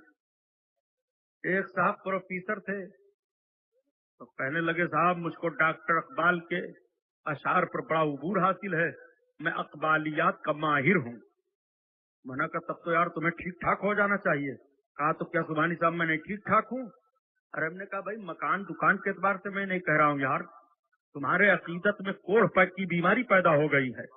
کہا سبحانی صاحب میں آپ کو تو بڑا شریف سمجھ رہا تھا. تو میں نے کہا میں شریف ہوں, شریر کب ہوں؟ کہا آپ جیسے پڑھے لکھے آدمی کا یہ جملہ نہیں ہونا چاہیے. ہم نے کہا یہ میرا جملہ نہیں ہے, تمہارے عقیدے میں جو کوڑ پن کے جراثیم پیدا ہو گئے ہیں وہ جراثیم تمہاری زبان سے باہر نکل رہے ہیں, اسی کی نشاندہی میں کر رہا ہوں. ڈاکٹر جب مریض کے مرض کو پکڑتا ہے تو آپریشن کرتا ہے. اگر آپریشن آسانی سے ہوتا ہے تو آسانی سے کرتا ہے, اور سخت دواؤں کی ضرورت ہوتی ہے تو سخت دوائیں کرتا ہے. مریض کے مرض کی برائی کر رہا ہے ڈاکٹر, مریض کی برائی نہیں کرتا ہے. اور مریض جب ڈاکٹر کی برائی کر دے گا تو اس کا علاج کیسے ہوگا؟ کہا صاحب آپ سے بات تو کر نہیں ملے گی. ہم نے کہا آپ ہی نے دعویٰ کیا کہ میں اقبالیات کا ماہر ہوں. اقبالیات کا ماہر کا مطلب ڈاکٹر اقبال کے اشعار پر میرا بڑا عبور حاصل ہے, میں بہت سارے اشعار کو سمجھتا ہوں. میں نے کہا تب آپ کو تو صحیح ہو جانا چاہیے. پھر وہی میں دوہرا رہا ہوں, ڈاکٹر اقبال ہی نے تو یہ کہا ہے, سرود بر سر ممبر کی دین از ہم سنس, چه خبر است ز مقام محمد عربیست با مصطفی برسا خیش را کی دی هماوست اگر با او نرسیدی تمام بولہبیست عجم ہنوز نہ دانند رموز دی ورنہ ضد بند حسین احمد چیب الجبیست. یہ ڈاکٹر اقبال ہی نے تو کہا ہے. کہاں ہے؟ ہم نے کہا ڈاکٹر اقبال کی کلیات اٹھاؤ. کلیات کے آخری صفحہ میں ڈاکٹر اقبال نے فارسی میں یہ شعر کہا ہے. اب آپ حیران ہو کہ سبحانی صاحب فارسی کے اس شعر کا مطلب کیا ہوتا ہے؟ فارسی کے اس شعر کا مطلب یہ ہوتا ہے کہ حسین احمد مدنی دلی کے جامع مسجد پر کھڑے ہو کر کے اعلان کرنے لگے کہ پہلے وطن ہے، تب قوم ہے، تب دین ہے. تو ڈاکٹر اقبال موجود تھے، انہوں نے کھڑے ہو کر کے کہا سرود برسر ممبر کی تین عظمت نست چه خبر است ز مقام محمد عربیست. ممبر پر کھڑے ہو کر کے آلاپ رہے ہو، تمہیں رسول اللہ کے درجے اور مقام کی کیا خبر ہے؟ ابھی یہ عجمی یہ گونگا اللہ کے حبیب کی عظمت کو نہیں جان پایا، ورنہ دیوبند کے حسین احمد سے اس حالت کی بولی نہ ہوتی. یہ ڈاکٹر اقبال ہی نے تو لکھا ہے. تو ڈاکٹر اقبال آپ کے مولوی صاحب کو تحس نحس کر گئے تو انہیں کہہ رہے ہو ہمیں اقبالیات پر مہارت ہے. اب اعلیٰ حضرت کو کہہ رہے ہو کہ بریلی کے احمد رضا خان نے سب کو رضا خانی بنا دیا ہے، حرام خور سب رضا خانی ہیں. سب اعلیٰ حضرت والے تو ضرور ہیں الحمدللہ. اعلیٰ حضرت کے نام کو بگاڑو نہیں، تمہارا نام خود بگڑا ہوا ہے. اعلیٰ حضرت کے شہر کا نام بریلی ہے. اعلیٰ حضرت کے مشرف کا معاملہ جہاں سے وہ مارہرہ متحرہ ہے. سلطان الہند غریب نواز کے شہر عظیم کا نام اجمیر معلیٰ ہے اور تمہارے شہر کا نام دیوبند ہے. اب وہاں دیوبند ہے کہ آدمی بند ہے کہ جنات بند ہیں کہ عورت بند ہیں کہ بچے بند ہیں کہ تم بند ہو، وہاں کون سا بند ہے کچھ پتہ نہیں. لفظ سے خالی پتہ چل رہا ہے کہ دیوبند ہیں. یہ میں نہیں کچھ برائی کر رہا ہوں. ایک شعر پڑھ دوں. تجلی دیوبند ایک رسالہ نکلتا تھا تو اس رسالے میں عامر عثمانی نے ایک شعر لکھا ہے، دغا کی دال ہے آجوج کیا اس میں اور وطن فروشی کا واو بدی کی بے اس میں. جو اس کے نون میں نعرے جہیم غلطہ ہیں تو اس کے دال سے دہقانیت نمایاں ہے. ملے یہ حرف تو بیچارہ دیو بند بنا اور برے خمیر سے یہ شہر ناپسند بنا.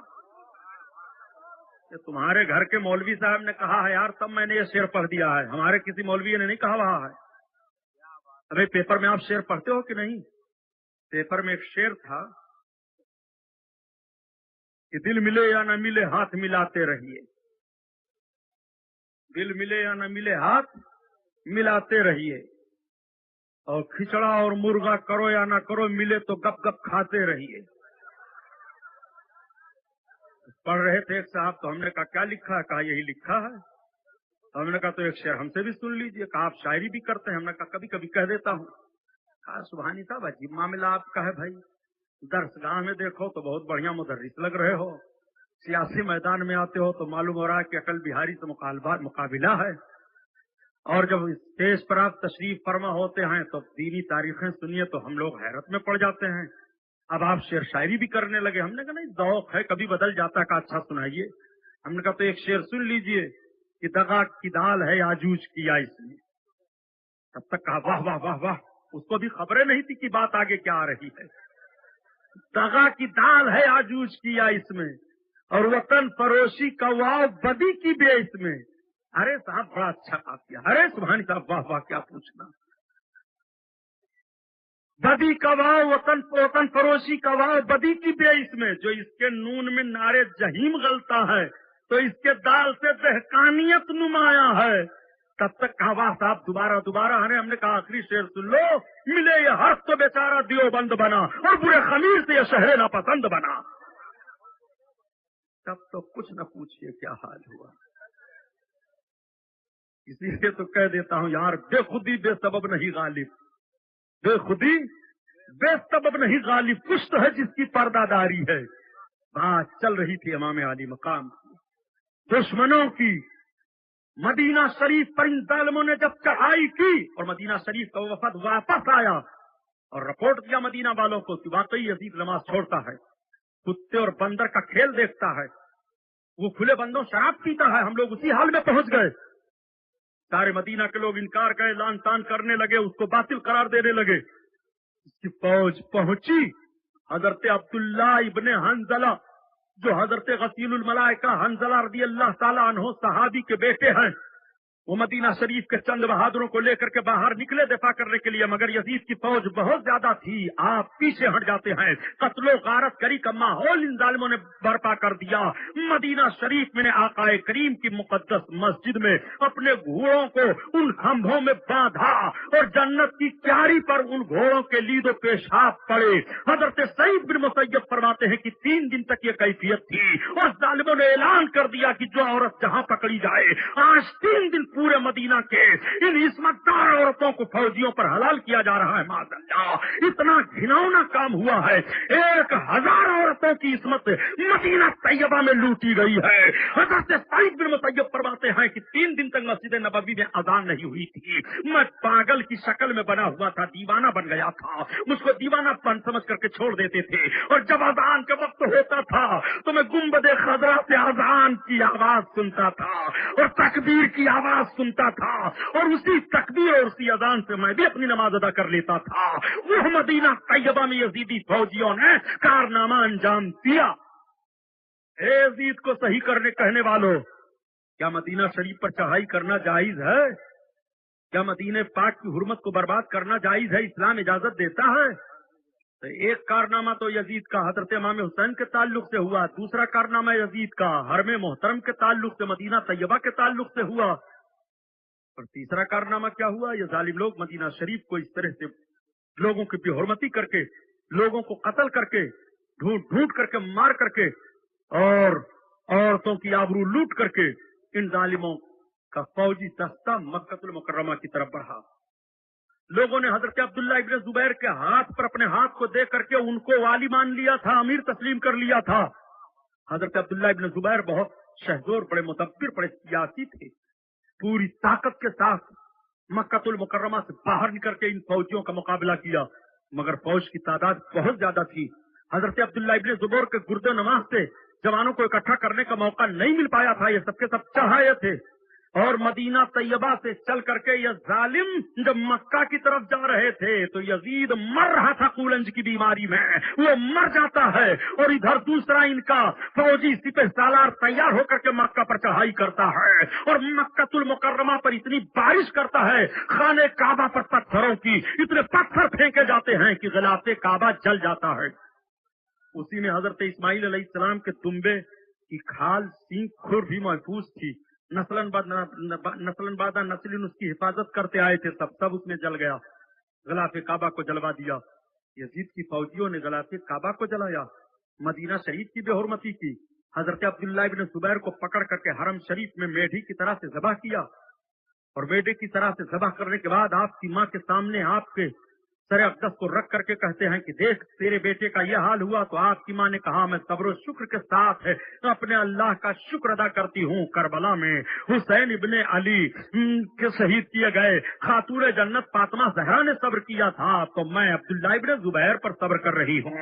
اب عبداللہ ابن زبیر تو ایسے ہو گئے ہیں کہ یہ اللہ کی بارگاہ میں پہنچ گئے. جیسے بکری کا بچہ ذبح کر دیا جائے تو معاملہ تمام ہو گیا. آپ چاہے اس کے گوشت کو جلا ڈالو، چاہے اس کے گوشت کو بھون ڈالو، اب اسے کوئی بات نہیں ہے. عبداللہ ابن زبیر کی یہ کیفیت دکھا کر کے تم ہمارے قدم میں زلزلہ لانا چاہتے ہو، یہ زلزلہ نہیں ہو سکتا ہے. ایسے ہزاروں بچے ہوتے تو ناموس مصطفیٰ پر قربان کر دیا جاتا. یہی تو امام حسین کی جیت ہے اور یہی یزید کی ہار ہے. اب یہ ظالم لوگ خانہ کعبہ کی بے حرمتی کر ڈالتے ہیں، تب تک اطلاع آئی کہ یزید مر گیا، اور یزید کی جگہ پر اس کے بیٹے کو لوگوں نے تخت پر بیٹھایا. 22 روز تخت خلافت پر رہ کر کے علی ابن یزید نے، یا معاویہ ابن یزید تھا، انکار کر دیا.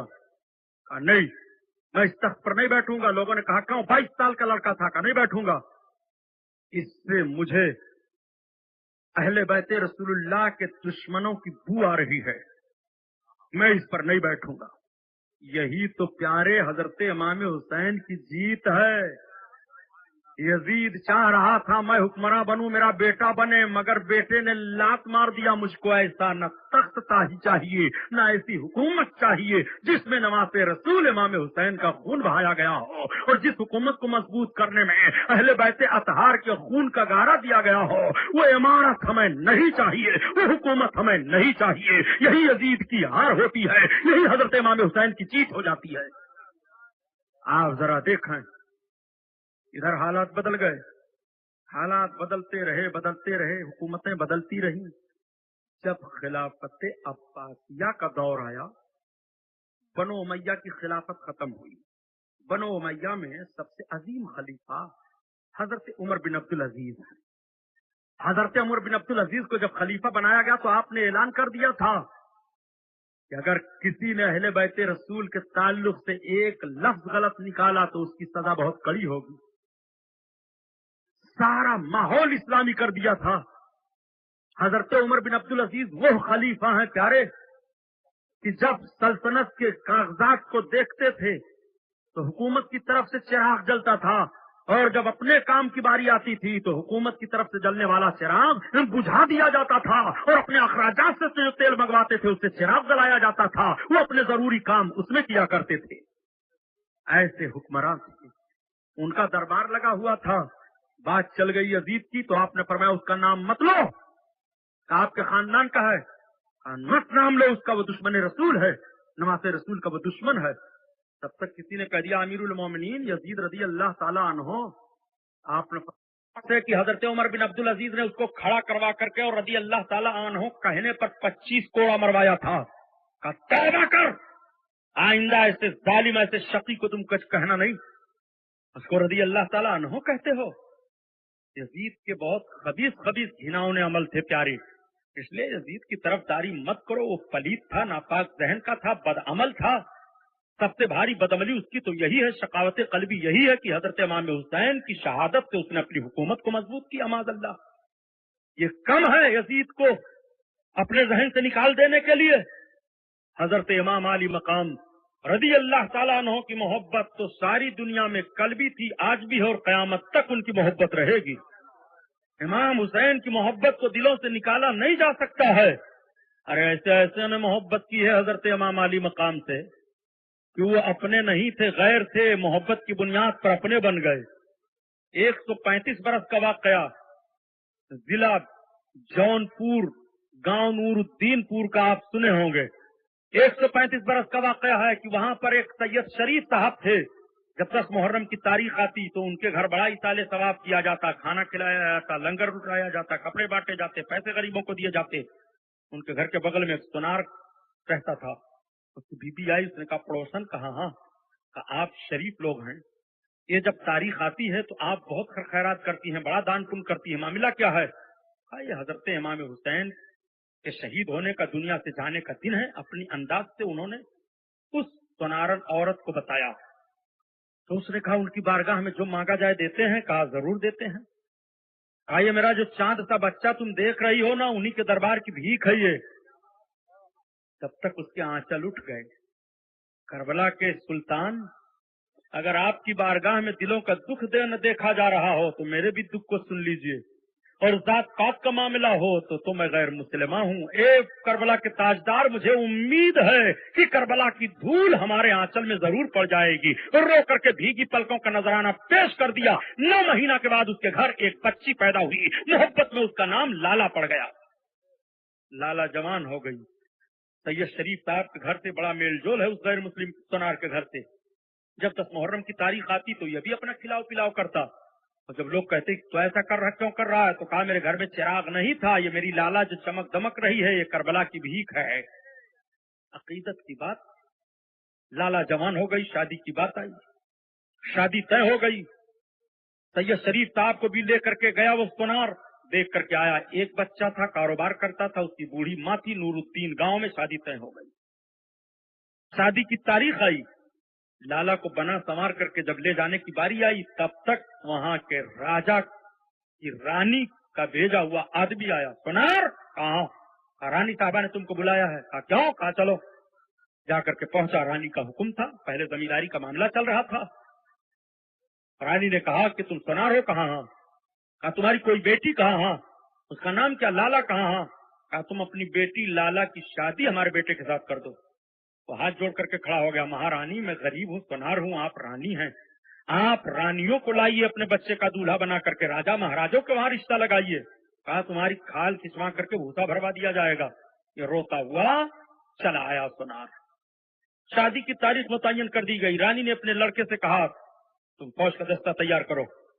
تلواریں لے لے کر کے یہ لوگ راستے میں بیٹھ گئے کہ جب ادھر سے اس کے لالا کی پالکی جائے گی تو تلواروں سے باراتیوں کو اڑا کر کے اس کی پالکی کو راج محل میں اتار دیا جائے گا. سارے لوگ گئے, جنگل میں بیٹھ گئے. جو راستہ نور الدین پور گاؤں جاتا تھا وہیں پر قبضہ کر لیا. لالا دلہن بنائی گئی. بڑے ہی محبت اور پیار کے ماحول میں لالا کو لا کر کے پالکی میں بیٹھایا گیا. لالا پالکی میں بیٹھ کر کے جا رہی ہے, باراتی جا رہے ہیں, آگے پیچھے باراتی ہو گئے.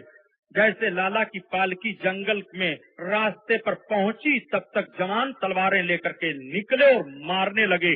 لالا کے دولہے کو بھی مار دیا اور لالا کی پالکی پر قبضہ کیا. لالا جب نکلی تو اس نے دیکھا میرا شوہر قتل ہو گیا ہے, بے ہوش ہو کر کے گر پڑی. ان لوگوں نے چاہا کہ لالا کو ہتھکڑی لگائی جائے اور لالا کو زبردستی گھوڑے پر بیٹھا کر کے لے جایا جائے. تب تک اس نے آہ کھینچی تھی, ایک کربلا کے مہاراجا جب جب میری ماں پر کوئی مصیبت آتی تھی وہ آپ کا نام لے کر پکارتی تھی, اے حسین آپ کون ہو, ہماری مدد کرو. تب تک ایک ایسی خوبصورت چہرے والے, ہاتھ میں تلوار ہے, ایک دوڑتا ہوا گھوڑا ہے, ان سارے جوانوں کو مار کر کے بھگایا. لالا کو ہوش میں لا کر کے اس کے شوہر کے سر کو اٹھایا, گردن سے لگا دیا, بیٹا زندہ ہو جا. وہ زندہ ہو جاتا ہے. اب جب جانے لگے تو لالا نے کہا آپ کون ہو جا رہے ہو. تیری ماں نے جس مہاراجا کو آواز دی تھی, جس تیری ماں نے کہا تھا کربلا کے مہاراجا سلطان میرے آنچل میں تم دھول ڈال دو, اسی حسین کی یاد ہے تو.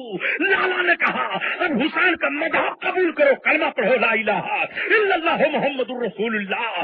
قتل حسین اصل میں مرگ یزید ہے, اسلام زندہ ہوتا ہے ہر کربلا کے بعد. حسین کے نام سے اسلام بڑھ رہا ہے, حسین کے کام سے اسلام بڑھ رہا ہے, حسین کی کرامت سے اسلام بڑھ رہا ہے, حسین کی خوبصورتی سے اسلام بڑھ رہا ہے, حسین کے مشن سے اسلام بڑھ رہا ہے. کہاں کہاں حسین کو دیکھو گے. انسان کو بیدار تو ہو لینے دو, ہر قوم پکارے گی ہمارے ہیں حسین. درود شریف پڑھ.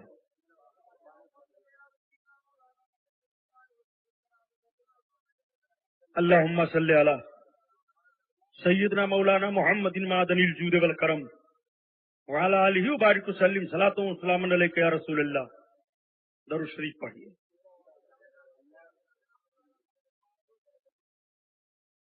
صلی اللہ تعالی علیہ وسلم. بات چل رہی ہے حضرت امام حسین کی کرامت اور قاتلان امام کا انجام. تاریخیں ذہن میں رکھو تاکہ آپ کا عقیدہ بہکنے نہ پائے. اور آپ حضرات کے سامنے سنی رضا جامع مسجد کے ارکان, سنی رضا جامع مسجد کی تعمیر کے سلسلے میں چندہ کے لیے رومال لے کر جا رہے ہیں. تقریر سنتے رہیے, چندہ دیتے رہیے. سبحانی صاحب چاہے زندہ رہیں چاہے صبح شہادت ہو جائے. موٹ دیکھ کے قصائی کاٹے والا معاملہ ہے. میں بتاؤں کہ کتنے دن سے میں بول رہا ہوں تو آپ حیرت میں پڑ جائیں گے. تو لوگ مجھ سے کہتے ہیں آپ دبلے کیوں ہو گئے. ہم نے کہا بیٹھ کر کے ہمیں بھی کھانے دو, موٹا ہو جاؤں گا. خیر یہ تو بات ذوق کی تھی, میں نے عرض کر دیا. مرد مومن گھبراتا نہیں ہے, مرد مومن کو ذکر الہی سے سکون ملتا ہے. ہم یہ چند جملوں کے نذرانے اپنی آقاؤں کے بارگاہ میں پیش کر رہے ہیں. اگر رب نے کسی ایک لفظ کو قبول فرما لیا تو ہمارے لیے وہی نجات کا ذریعہ ہے. اگر اہل بیت اطہار نے ہم کتوں کو اپنے در کریم سے ایک ٹکڑا ڈال دیا تو دنیا بھی سنور جائے گی, آخرت بھی سنور جائے گی. وہ حضرت امام علی مقام ہیں. امام علی مقام کا فیضان و کرم جاری کہاں ہے. تیرا کس کس پہ تیرا فیض و کرم عام نہیں, کس کس پہ تیرا فیض و کرم عام نہیں. تو نوازے نا کسی کو یہ تیرا کام نہیں. تو نوازے نہ کسی کو یہ تیرا کام نہیں. اور غم ہی جورے نبی میں بہا لینے دو صوفی آنسو غم ہجر نبی میں بہا لینے دو صوفی آنسو تیری رحمت نہ بلا لوں تو میرا نام نہیں تیری رحمت نہ بلا لوں تو میرا نام نہیں تو نوازنا کسی کو یہ تیرا کام نہیں تیرا کام نہیں. اللہ اللہ. حضرت امام حسین کے قاتلوں کا دشمنوں کا انجام دیکھو. جب خلافت بنو عباسیہ قائم ہوئی بات یہاں تک آ گئی تھی. خلافت بنو عباسیہ جب قائم ہوئی اور بنو امیہ کی خلافت ختم ہوئی اور خلافت عباسیہ کا قیام بھی تو ذرا دیکھو. اللہ کے رسول صلی اللہ علیہ وسلم ایک مرتبہ اپنے چچا حضرت عباس کو دیکھ کر کے کہتے ہیں کہ میں آپ کے پشت میں بادشاہوں کو دیکھ رہا ہوں. سرکار کا علم غیب ذرا ملاحظہ فرماؤ. نبی کونین اپنے چچا کو دیکھ کر کے فرماتے چچا میں آپ کے پشت میں بادشاہوں کو دیکھ رہا ہوں. خلافت عباسیہ قائم ہوئی. عباسی خلیفہ نے یزید کی قبر کو کھودوایا ہمس میں. پتا چلا یہی یزید کی قبر ہے. کہا کھودو. جب قبر کھودی گئی تو جلی ہوئی سیاہ ہڈیاں نکلی اور جس جگہ پر یزید کی قبر بتائی جاتی ہے آج اسی جگہ پر شیشہ گلانے کی فیکٹری لگا دی گئی ہے. آگ جل رہی ہے. دنیا میں اس کا یہ رذالت اور اس کی کا یہ ذلیل پن ہونا ہے اور آخرت میں عذاب بھی باقی ہے. اللہ اکبر. ایک ایک یزیدی چن چن کر کے مارے گئے. خلافت عباسیہ کے دور میں کیا بلکہ حضرت عمر ابن عبدالعزیز کے دور ہی میں کوئی باقی نہیں بچا تھا. سب کو سزا دے دی جا گئی تھی. اگر کوئی حمایتی نکل آتا تو اسے سزا دی جاتی تھی. اگر کوئی تاریخ کو توڑتا مروڑتا تو اسے سزا دی جاتی تھی. یہ حال ہوا تھا خلافت بنو عباسیہ کا خلیفہ حضرت ہارون رشید. ہارون رشید دربار میں بیٹھے تھے. علماء بیٹھے تھے. ہارون رشید نے اعلان کیا کہ چلے جاؤ اعلان کر دو کہ کوئی آدمی کوئی عجیب و غریب واقعہ دیکھا ہو تو کل دربار لگے گا وہ دربار میں آ کر کے بیان کرے. سارے لوگ بیٹھ گئے. بیان کرنے لگے. ایک آدمی نے بیان کیا کہ امیر المومنین میں نے دریا کے کنارے سمندر کے دیکھا ہے ایک جھوپڑا ہے اس میں ایک ایسا آدمی ہے کہ جس کے ہاتھ پاؤں سب لنج ہیں. اس کی خالی زبان چل رہی ہے اور وہ اپنی زبان سے ایک ایسا قصہ واقعہ بتاتا ہے کہ آپ دنگ رہ جائیں گے سن کر کے. ہارون رشید نے کہا ٹھیک ہے بلاؤ. اٹھا کر کے لایا گیا. اسے دربار میں پیش کیا گیا. ہارون رشید نے دربار لگا دیا. ارکان سب جمع ہیں. علماء جمع ہیں. بات ہونے لگی. کہا بیان کرو تم کیسے آدمی ہو کیا تم نے دیکھا ہے. تو اس کی آنکھوں سے آنسو گر رہے تھے. اس کی زبان چل رہی تھی. امیر ہم ایک بہت بڑے تاجر تھے. ہم تجارت کرنے کے لیے سمندر میں جا رہے تھے جہاز سے. سمندر میں ایک طغیانی آئی. تھپیڑا آیا. جہاز ڈوبنے لگا. اس کا تختہ ٹوٹ گیا. جتنے تاجر تھے سب ادھر ادھر ہو گئے. تجارت کا سامان سب بہہ گیا. جہاز غرق ہو گیا. امیر المومنین جہاز کا ایک تختہ میرے ہاتھ میں لگا. میں اسی کے سہارے سے سمندر میں بہتا ہوا ادھر سے ادھر ہوتا ہوا میں ایک ریت میں پڑا ہوا تھا. جب مجھے کچھ سورج کی تپش لگی ہمارے جسم میں کچھ حرارت آئی اور میں نے آنکھ کھولی تو امیر المومنین میں نے دیکھا کہ وہ مٹی پیلی پیلی ہے. میں اٹھ کر کے اس مٹی پر چلنے لگا کہ دیکھوں یہاں کوئی آبادی ہے. میں یہاں کیسے آ گیا کیا معاملہ ہے. امیر المومنین میں آگے بڑھا تو ایک پہاڑ مجھے ملا. اس پہاڑ پر ایک دروازہ لگا ہوا ہے. امیر المومنین اس دروازے پر ایک آدمی کھڑا ہے. امیر المومنین جب میں اس دروازے کے قریب گیا تو میں نے کہا میں بہت چاہتا ہوں مجھے پانی پلا دو. تو ایک آواز آئی کہ تم اس کے اندر نہ ہو. میں نے کہا مجھے پانی پلا دو. कहा अच्छा ये नहीं मानता है तो इसको दिखा दो। दरवाजा खुला अमीरुल मोमिनीन, तो मैंने देखा एक बड़ा साफ शफाफ तालाब है और बड़ा मीठा खुशबूदार पानी है। अमीरुल मोमिनीन फिर चंद कमरे हैं। मेरे सामने एक कमरे का दरवाजा खोला गया तो मैं देखता क्या हूँ कि उसमें एक आदमी लटकाया हुआ है और उसको नीचे से आग सुलगा करके सजा दी जा रही है।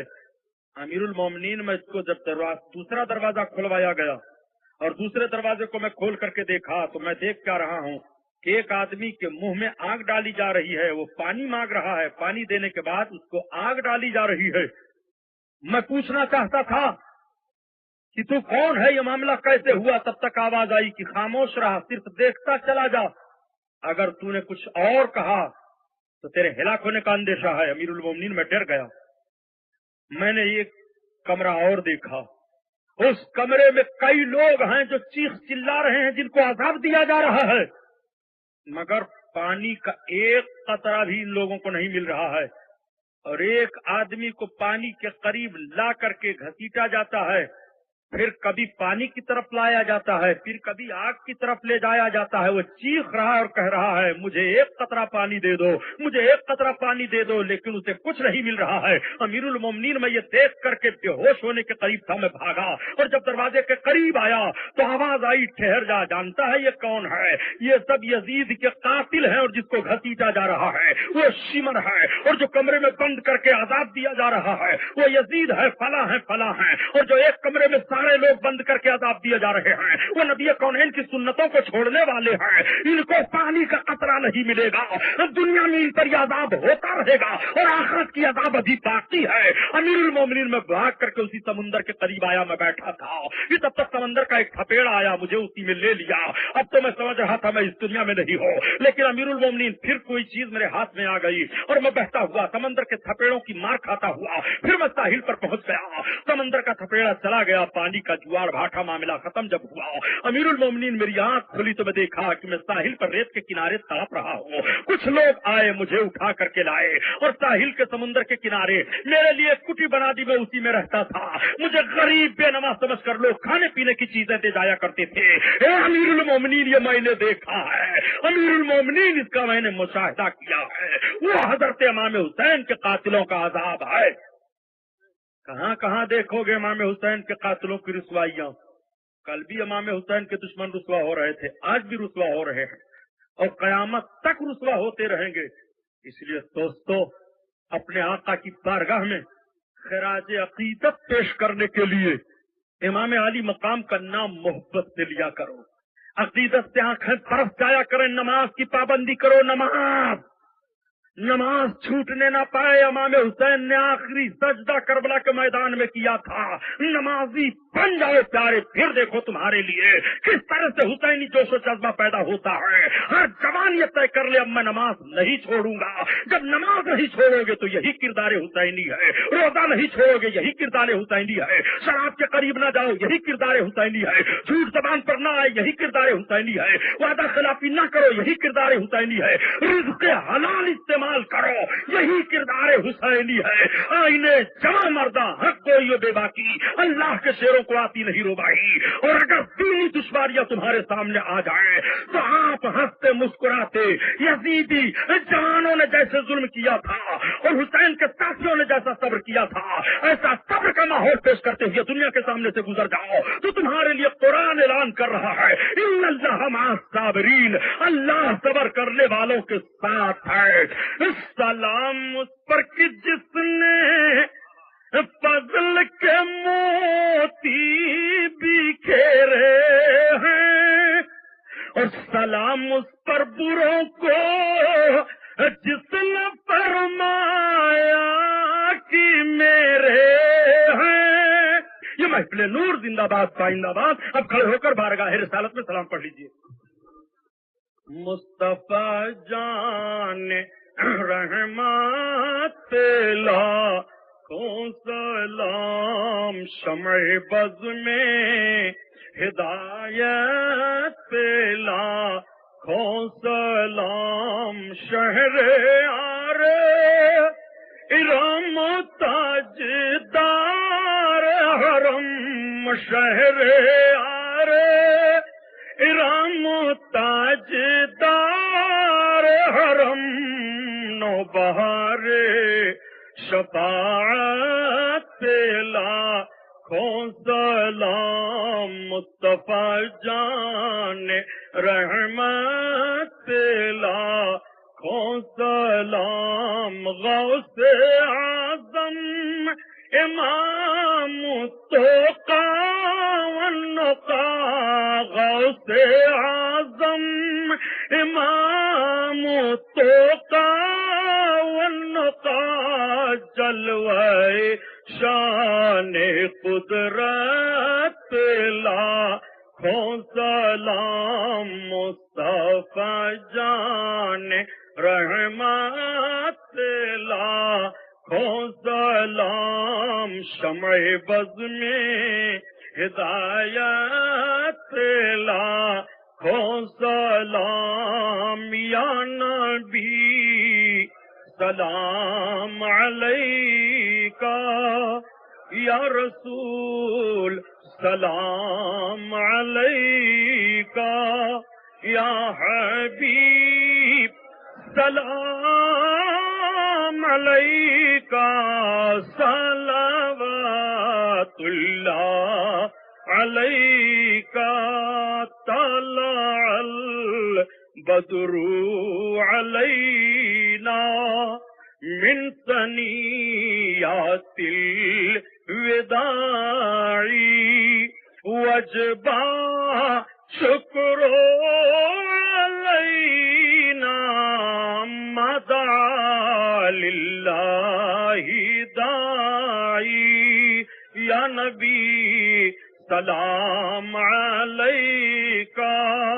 یا رسول سلام علیکہ یا حبیب سلام علیکہ صلوات اللہ علیکہ الصلاۃ والسلام علیکہ یا رسول اللہ الصلاۃ والسلام علیکہ یا حبیب اللہ الصلاۃ والسلام علیکہ یا نور من نور اللہ صلی اللہ علی النبی الأمی وآلہ صلی اللہ علیہ وسلم صلاۃ و سلام علیکہ یا شفیعنا یوم الجزاء عند اللہ بسم اللہ الرحمن الرحیم اللہم صلی علی سیدنا مولانا محمد معدن الجود والکرم وعلی آلہ وبارک وسلم اللہم ربنا آتنا فی الدنیا حسنۃ وفی الآخرۃ حسنۃ وقنا عذاب النار وقنا عذاب القبر وقنا عذاب الحشر وقنا عذاب الدین وقنا عذاب الدارین اللهم افتح علينا حكمتك وانشر علينا رحمتك يا ذا الجلال والإكرام اللهم إني أعوذ بك من النار اللهم إني أعوذ بك من عذاب القبر اللهم أعوذ بك من عذاب النار اللهم أسألك الجنة وأعوذ بك من النار یا اللہ جو کچھ ہم لوگوں نے تیرا اور تیرے محبوب کا ذکر کیا قبول فرما دے کربلا والوں کا تذکرہ ہوا قبول فرما مولا ذکر کرنے میں عمدن سہمن لسانن کوئی خطا واقع ہو گئی ہو تو ہم توبہ کرتے ہیں معاف فرما دے یا اللہ یہ سب تیرے بندے تیری بارگاہ میں تیرے محبوب کا وسیلہ تیرے محبوب کے نوازوں کا وسیلہ پیش کر کے تیری بارگاہ میں عرض گزار ہیں سب کے دامنوں کو سب کے ہاتھوں کو گوہر مراد سے بھر دے یا اللہ حضرت امام حسین کا صدقہ عطا فرما دے مولا ہم پرہیز ہیں پروردگار عالم ہم خاطی ہیں پاپی ہیں امام حسین کے نام سے تیری بارگاہ میں وسیلہ پیش کر کے توبہ کر رہے ہیں معاف کر دے یا اللہ ہم سب کو رزق حلال عطا فرما ہم سب کی دشواریوں کو دور فرما دے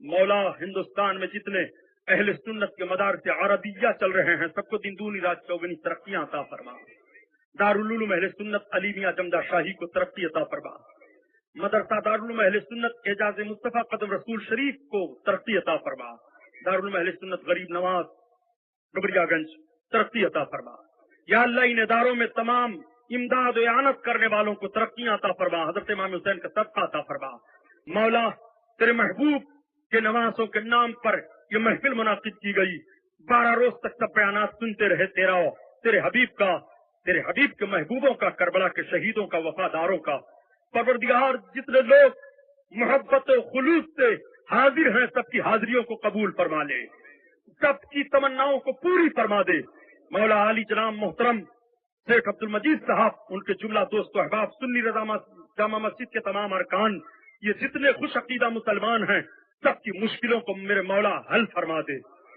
सारी मुश्किलों को आसान फरमा दे। मौला जब तक दुनिया में रख, हुसैनी बना कर रख, और जब दुनिया से उठा तो इमाम हुसैन के नाना के नाम पर उठा, और हश्र फरमा तो इमाम हुसैन के झंडा तले हश्र नसीब फरमा। इलाही तुझे फजल करते नहीं लगती बार, न हो मायूस तुझसे उम्मीदवार। काला ताला की शान हबीबी बिस्मिल्लाहिर रहमानिर रहीम। इन्नल्लाह व मलाइकतुहु यस्सल्लूना अलन नबी या अय्युहल्लज़ीना आमनू सल्लू अलैहि व सल्लिमू तस्लीमा।